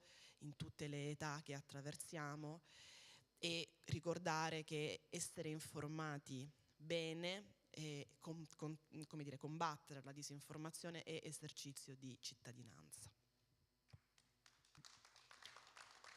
Grazie Alessia, è una riflessione profondissima. Prima della domanda finale, andrei ancora a approfondire una curiosità che forse per loro è importante. Stiamo parlando di connessioni transatlantiche, di Europa. La diplomazia culturale, torniamo sempre lì, quella fatta di borse di studio, di scambi accademici, di progetti Erasmus o Fulbright, è ancora una leva appunto di soft power credibile? Cioè hanno una speranza questi ragazzi che si affacciano al mondo universitario fra poco? Assolutamente sì, e lo dico a gran voce e senza dubbio. È importante darvi fiducia, è importante darvi un'idea appunto di speranza per il futuro, proprio perché invece quello di cui si è discusso oggi e di cui purtroppo si discute quotidianamente in TV, sui giornali, attraverso tutti i canali di informazione che frequentiamo, è la profonda incertezza, la profonda instabilità, il fatto che domani potrebbe scoppiare un'altra guerra o un'altra crisi. Ecco, a fronte di questo invece è fondamentale per voi più giovani conoscere le possibilità e le opportunità che avete. Sono opportunità a cui potete partecipare anche gratuitamente e solo con la volontà di volerlo fare. Intendo gratuitamente perché ovviamente ci sono delle borse di studio per seguire questi percorsi. In generale il consiglio è quello di seguire il sogno di Erasmo, no? Di seguire, non perché non necessariamente il programma a cui uno deve tendere a applicare sia l'Erasmus universitario, ma il senso del sogno di Erasmo è quello di aprirsi all'esterno, oltre i confini, e di guardare che non devono necessariamente essere confini nazionali, ma possono essere i confini della propria città, del proprio paese in cui si vive, e questo è anche comunque uno scambio. Avere la voglia di conoscere, di incontrare nuove persone e farsi un po' permeare da quella che è l'esperienza con ciò che c'è dall'altra parte, con ciò che può rappresentare una bellissima diversità. Quindi indubbiamente sì, c'è bisogno di speranza su questo. È pur vero che, piccola nota dolente, bisognerebbe provare a investire di più in generale, non solo in termini economici ma anche in termini di visione, perché se non adeguiamo il nostro modo di fare didattica, di prenderci cura di chi poi saranno le prossime generazioni, se non adeguiamo anche gli strumenti, ma pensiamo di impartire la didattica sempre in maniera uguale, quasi afona, credo che non saremo mai in grado di affrontare le sfide del presente e del futuro e di avere quelle nuove lenti di cui si parlava prima per leggere questo mondo. Grazie, credo sia ispirante. E un'ultimissima domanda, poi li lasciamo riflettere e passiamo a Irene Rusconi. Una domanda estetica. Se dovessi scegliere un'immagine simbolica delle relazioni transatlantiche oggi, un ponte, una frattura, una promessa, quale useresti e perché? Ne avrei due, se posso. Posso? Una è la clessidra, perché il tempo in questo momento è fondamentale nella misura in cui la velocità, l'interdipendenza tra gli attori, tra gli stati, tra le persone, tra le sfide si è accorciata via via, quindi si è come se si fosse schiacciata, e molto spesso dobbiamo diciamo vivere e provare a gestire il tempo che passa e i cui granelli, appunto la clessidra con questi granelli scandisce, no? il tempo che passa. L'altra è quella di una bilancia che quindi di per sé si muove come se fosse una bascula, no? Perché c'è asimmetria, perché c'è anche una sorta di autocompiacimento da parte delle grandi potenze, che quindi il loro peso lo fanno sentire da una parte o dall'altra della bilancia. Dall'altro lato ci sono, ripeto, le potenze emergenti, il ruolo di stati che avevano provato già a far sentire la loro voce durante la guerra fredda, ma che oggi ancora di più, con lo sfilacciarsi delle vecchie alleanze, provano a far sentire la loro voce. E non vedo quindi la figura del ponte posato, stabile, saldo. Oggi gli equilibri sono, diciamo, più labili di prima, e quindi bisogna considerare chi c'è da una parte della bilancia e chi c'è sull'altro piatto. Grazie di cuore ad Alessia Chiriatti. È un auspicio che non vale solo per chi occupa adesso posizioni che gli permettono di dettare, insomma, un indirizzo, ma è un auspicio anche per loro che sono il nostro domani, quello che in tempi che si protraggono con una certa incertezza arrivi sempre più nel profondo la consapevolezza che leggere le connessioni oltre i confini è fondamentale se si vuole tradurre questo in visione, che sia politica, che sia imprenditoriale, che sia culturale. Quindi sono tutti spunti fondamentali e ti ringrazio. Irene Rusconi, l'intervento di oggi ha un titolo forte e generoso: dal confine al cuore dell'Europa. Proviamo a capire insieme cosa significa davvero essere al centro in un'Europa che si allarga, si protegge, si interconnette, insomma ha vari atteggiamenti. Allora, prima di tutto volevo unirmi al ringraziamento della mia collega Alessia per averci invitato qui. È la mia prima volta in Friuli Venezia Giulia, ma per ora so far so good, come posso dire, quindi grazie mille ancora. E sì, allora diciamo che la necessità dell'Europa di allargarsi è una necessità che appunto è nata negli ultimi 2 anni in modo irruento dopo appunto l'attacco verso l'Ucraina da parte della Russia. Diciamo che l'Europa si è dovuta confrontare con una necessità e dover mettere in campo una politica che, diciamolo, era stata dimenticata per più di 10 anni, che è la politica di allargamento. Si parla spesso della bella addormentata dell'Unione Europea. Si dice che l'European Security and Defense Policy sia la bella addormentata tra le politiche dell'Unione Europea. Io credo che più di questa ci sia la politica dell'allargamento, perché appunto dall'ultima ondata più di 10 anni fa la stessa Commissione Juncker aveva decisamente specificato come non ci sarebbero stati nuovi allargamenti e quindi nuovi membri all'interno dell'Unione Europea. Tutto è cambiato, diciamo, negli ultimi 3 anni e l'Unione Europea e l'opinione pubblica europea ha dovuto fare i conti con l'idea e anzi la necessità di integrare nuovi membri per stabilizzare tutto quel territorio al confine, e quindi ha dovuto mettere da parte quello che diciamo è chiamato accademicamente enlargement fatigue, quindi la sofferenza dell'allargamento, che appunto si è unita e si è dato appunto un atteggiamento verso questi nuovi candidati e questi potenziali nuovi membri in modo decisivo e sostanziale. C'è da dire però che l'Italia è sempre stata, a parte questo periodo di enlargement fatigue, tra tutti i Paesi membri, è sempre stata quella che nonostante tutto è sempre stata più favorevole all'allargamento, sia verso est sia verso nord, quindi verso i Balcani occidentali, che verso appunto l'Europa orientale. È bene ricordare che appunto l'Italia è stato uno degli stati membri che più ha voluto che Slovenia ed Estonia, ad esempio, diventassero candidati e si aprissero quindi le fasi di negoziazioni per entrare come membri nell'Unione Europea.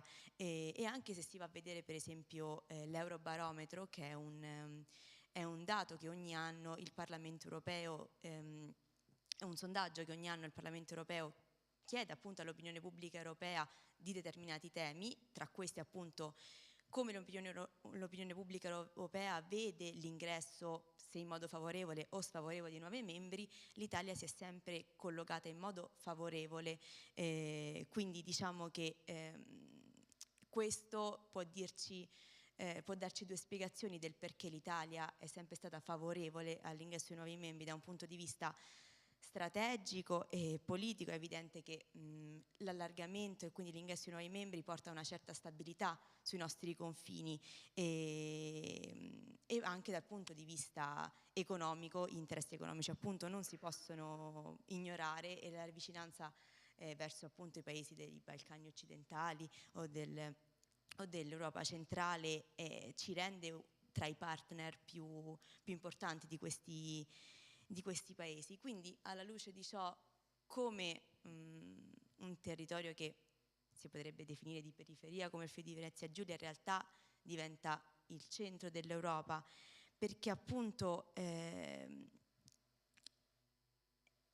acquista in questa nuova visione un nodo centrale verso il rapporto con questi nuovi paesi che sono candidati e potenziali nuovi membri.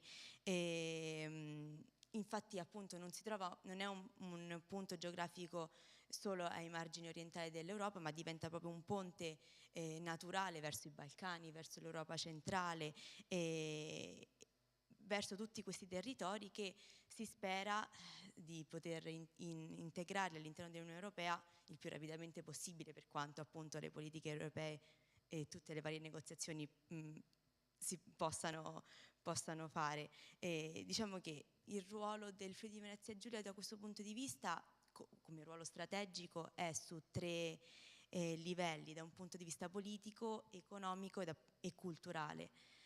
Da un punto di vista politico, il Friuli Venezia Giulia è un territorio che ha saputo storicamente dialogare con i vicini dell'ex Jugoslavia, quindi trasformando quelle che erano le rivalità del passato in interconnessioni, dialoghi e forme di cooperazioni attuali e future. Quindi questo in qualche modo dimostra come i legami transnazionali che sono alla base dell'Unione Europea si creino anche dal basso, in questo modo, proprio sul territorio. Anche da un punto di vista economico il Friuli Venezia Giulia è strategico perché, come abbiamo ricordato, come sono stato ricordato negli interventi precedenti, diciamo che il territorio del Friuli Venezia Giulia è sempre stato un crocevia economico, commerciale, è una porta d'ingresso per il mercato unico europeo, è un catalizzatore di investimenti per tutte quelle aziende che vogliono investire sia nell'Europa orientale che nei Balcani, e quindi è un luogo in cui diciamo si può pensare di ridefinire una nuova geografia economica europea. Poi magari non credo meno importante, ma è tanto importante come il ruolo strategico ed economico, c'è anche il ruolo culturale, perché è innegabile come il Friuli di Venezia Giulia sia appunto un crocevia di popoli, di lingue, di culture diverse, ma che in qualche modo hanno una coine comune e che quindi sono riusciti a collaborare, a cooperare, a unirsi in questa appunto cultura comune, e tutto ciò rende il Friuli di Venezia Giulia non un territorio di periferia, ma in realtà il centro nevralgico in cui appunto questo nuovo allargamento e questa nuova ridefinizione della geografia dell'Unione Europea può nascere. Grazie Irene, hai scorso un po' quelle che erano le curiosità in maniera veramente completa e hai toccato dei punti nevralgici, integrazione che diventa più reale che retorica, quindi, perché erano delle domande in ballo, e nel pomeriggio ci sarà un approfondimento su reti energetiche, corridoi infrastrutturali, lì ci si chiede ancora a che punto siamo. Correttamente hai evidenziato che i nostri confini sono stati vissuti in modo profondo, dal linguistico al militare, dall'istituzionale al culturale, e mi sembra di capire che sei d'accordo sulla domanda che ti avevo anticipato, cioè se le regioni di frontiera, fra virgolette ovviamente, possono diventare attori dell'integrazione europea senza restare troppo spesso oggetto di decisioni prese altrove. Ma ti chiedo, per fare un po' la somma di queste curiosità, questo territorio che tiene insieme resilienza, siamo in una cittadina che è stata distrutta dal terremoto ed è rinata dalle macerie, industria appunto, connessioni, identità, può insieme ad altri luoghi analoghi magari, anche se questa mitteleuropa ha delle connotazioni, come si diceva, peculiari, diventare un modello, fra virgolette, senza dirlo in maniera arrogante, ma in maniera costruttiva e utile, come un laboratorio di umanità e di idee e di visioni per l'Europa che verrà. Verrà questa Europa più policentrica, fatta di città e territori e non solo di capitali? Allora, assolutamente sì, diciamo che l'idea, sono tornata da poco da un'esperienza di 6 mesi a Bruxelles, e lì si ha sempre l'idea che le politiche europee vengono fatte lì, nei palazzi di Bruxelles, tutti si sentono che stanno attivamente costruendo dall'interno, dal cuore dell'Europa, quella che poi è l'Europa, ma non ci si rende conto che in realtà l'Europa nasce dal basso, soprattutto da politiche di integrazioni territoriali, e in questo senso il Friuli di Venezia Giulia appunto può essere un esempio, perché appunto questa cultura comune mitteleuropea che prima si ricordava, io credo che la riscoperta di questa cultura che è avvenuta a seguito del crollo dell'Unione Sovietica ha creato questo senso di cooperazione, di creare appunto delle collaborazioni per rendere la regione sempre più integrata e rendersi conto che esistono valori comuni e lavorare attraverso queste cooperazioni transnazionali a favore di questi, avendo come base e a favore di questi valori comuni, non è l'esatta motivazione in sé che è stata la base di tutto il progetto comunitario, penso appunto dalla dichiarazione Schuman in sé. Quindi sono proprio questi valori comuni che hanno portato a vivere insieme, ad integrarsi insieme, lo slancio per ridisegnare appunto ed essere un hub strategico per il futuro dell'Unione Europea. L'integrazione, come dicevi tu prima, è sempre stata una parola che diciamo si univa alla retorica. Si pensava che non ci fosse niente di tangibile, di visibile, fosse solamente retorica. In realtà i progetti di integrazione e di allargamento dell'Unione Europea sì sono fatti da apriamo i negoziazioni, i paesi diventano candidati, allora cominciamo con apriamo i capitoli, ogni capitolo deve essere soddisfatto, quindi sembra molto poco tangibile, ma in realtà i progetti di integrazione sono in realtà molto tangibili. Penso per esempio a dei progetti a livello europeo come può essere Interreg, che in questo progetto ci sono due testimoni tra i più interessanti c'è quello di Central Europe, che cerca di unire appunto l'Italia con altri paesi dell'Europa centrale per combattere e colmare i divari socio-economici e ridurre le differenze di competitività in questa regione. Oppure un altro molto importante che invece unisce l'Italia, soprattutto il Friuli Venezia Giulia, con tutte le regioni del Balcanico, è il programma IPA Adrion, che appunto riunisce insieme i 10 stati partner della regione adriatico-ionica, e anche qua cerca di promuovere un'integrazione europea con delle politiche concrete appunto per la protezione e la salvaguardia del patrimonio culturale, per i sistemi di innovazione, dei trasporti. Quindi tutto ciò mostra come sì, in realtà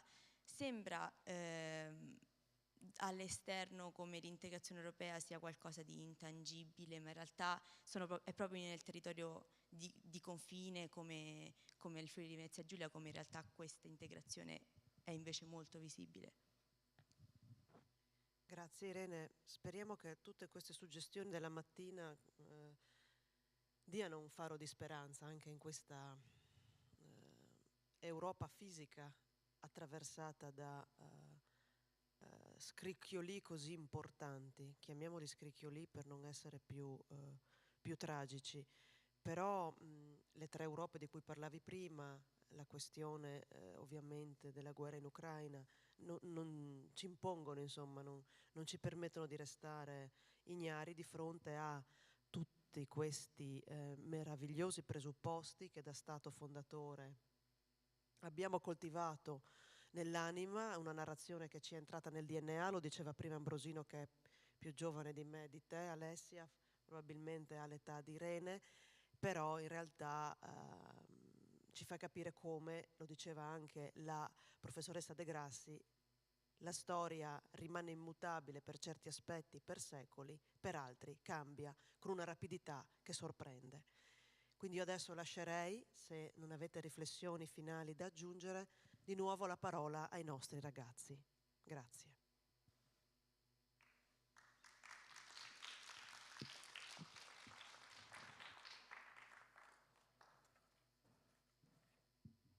Vediamo se funziona. Sì, funziona. C'è qualcuno per Alessia o Irene? Vediamo. Guardo anche il professor Floramo perché so che di queste cose è un finissimo conoscitore. Eccolo, ce n'è uno. Gli facciamo rompere il ghiaccio come prima il professor Vidot. Benissimo, Prego. Grazie. Allora, intanto buongiorno e volevo chiedere riguardo alle lingue, qual è secondo voi l'importanza delle lingue al giorno d'oggi e anche in futuro?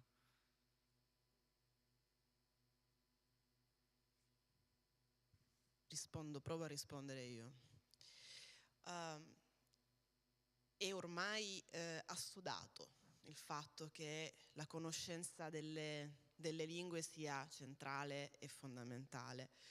La conoscenza di almeno una lingua che non sia quella propria, appunto di cui possediamo la conoscenza come madrelingua, è fondamentale per un doppio ordine di ragioni. Il primo perché ci consente di comunicare facilmente, superando i famosi ponti di cui si parlava prima, e dall'altra parte, da un punto di vista professionale, apre sicuramente a opportunità diverse.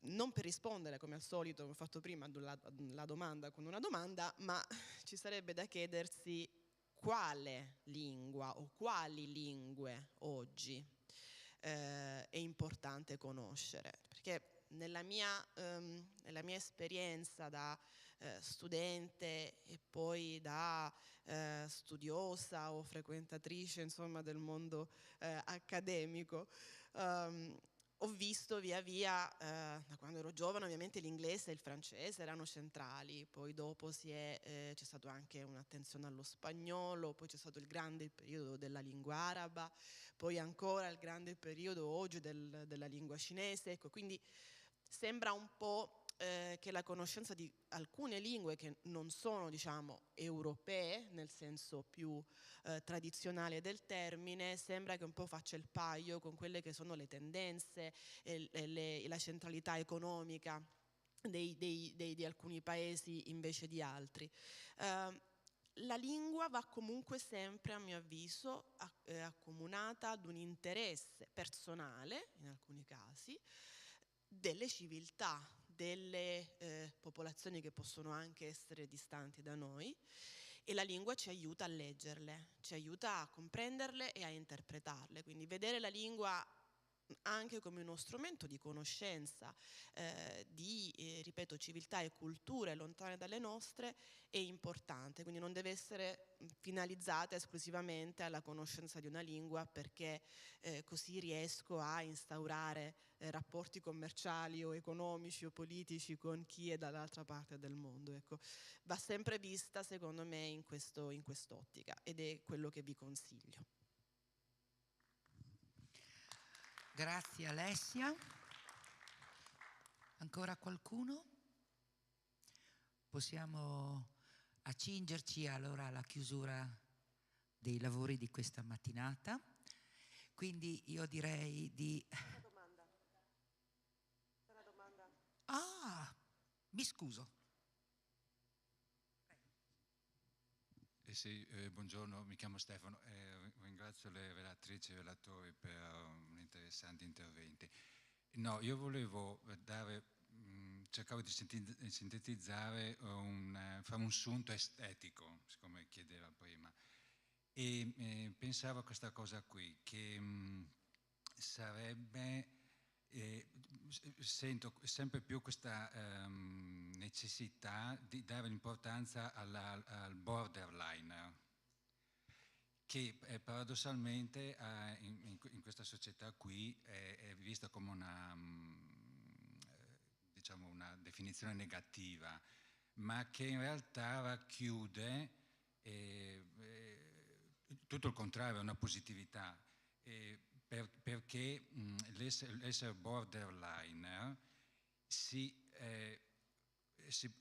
vede oltre. Borderline si può vedere sotto qualsiasi aspetto, abbiamo visto i confini geografici, ma si è parlato anche prima, il dottor Pedizio parlava anche che lo prendevano, veniva preso per matto, era come se, ma sotto tutti questi aspetti. Quindi l'essere borderliner in realtà è una ricchezza e che io percepisco che vada quindi coltivata e non quindi, come si dice, dire repressa o censurata. Ecco, questo trovo fondamentale, sotto tutti gli aspetti. Adesso abbiamo parlato qua della politica, economia, ma possiamo parlare anche del maschile e femminile, eccetera, insomma. Ecco. Grazie. Grazie a lei. A questo punto direi di rinvitare sul palco il colonnello Valle, il dottor Petiziol, per un momento di riconoscimento da parte dell'amministrazione per aver partecipato a questa mattinata di lavori e congiuntamente anche a un rappresentante dell'ISIS Magrini Marchetti, un professore, non so se c'è il preside o qualcuno che vuole raggiungerci in rappresentanza della scuola.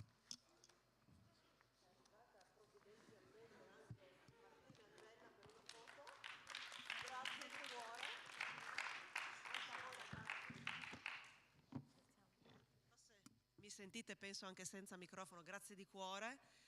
Pochi ma buoni, nel senso che so che purtroppo avete avuto un'attivazione poi per altre uscite, quindi il gruppo è un po' meno folto di quello che ci aspettavamo inizialmente, però devo dire che non avete fatto alcuna domanda che fosse banale, ci avete sorpreso per l'interesse verso il vostro futuro, che è la cosa più importante, quindi siamo felici di avervi dato questa finestra di riflessione e speriamo che vi portiate a casa appunto qualcosa di in più e di prezioso, immateriale ma preziosissimo. E adesso allora un momento appunto per la foto e i regali di rito. Ok, grazie a tutti. Allora Alessia, adesso però ve lo mostro.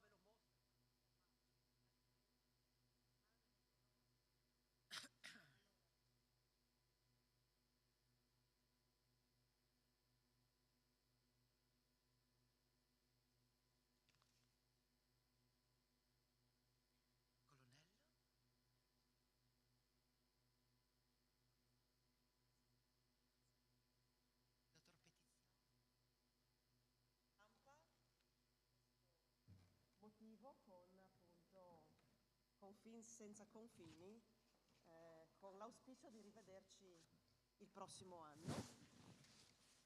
Voi sarete...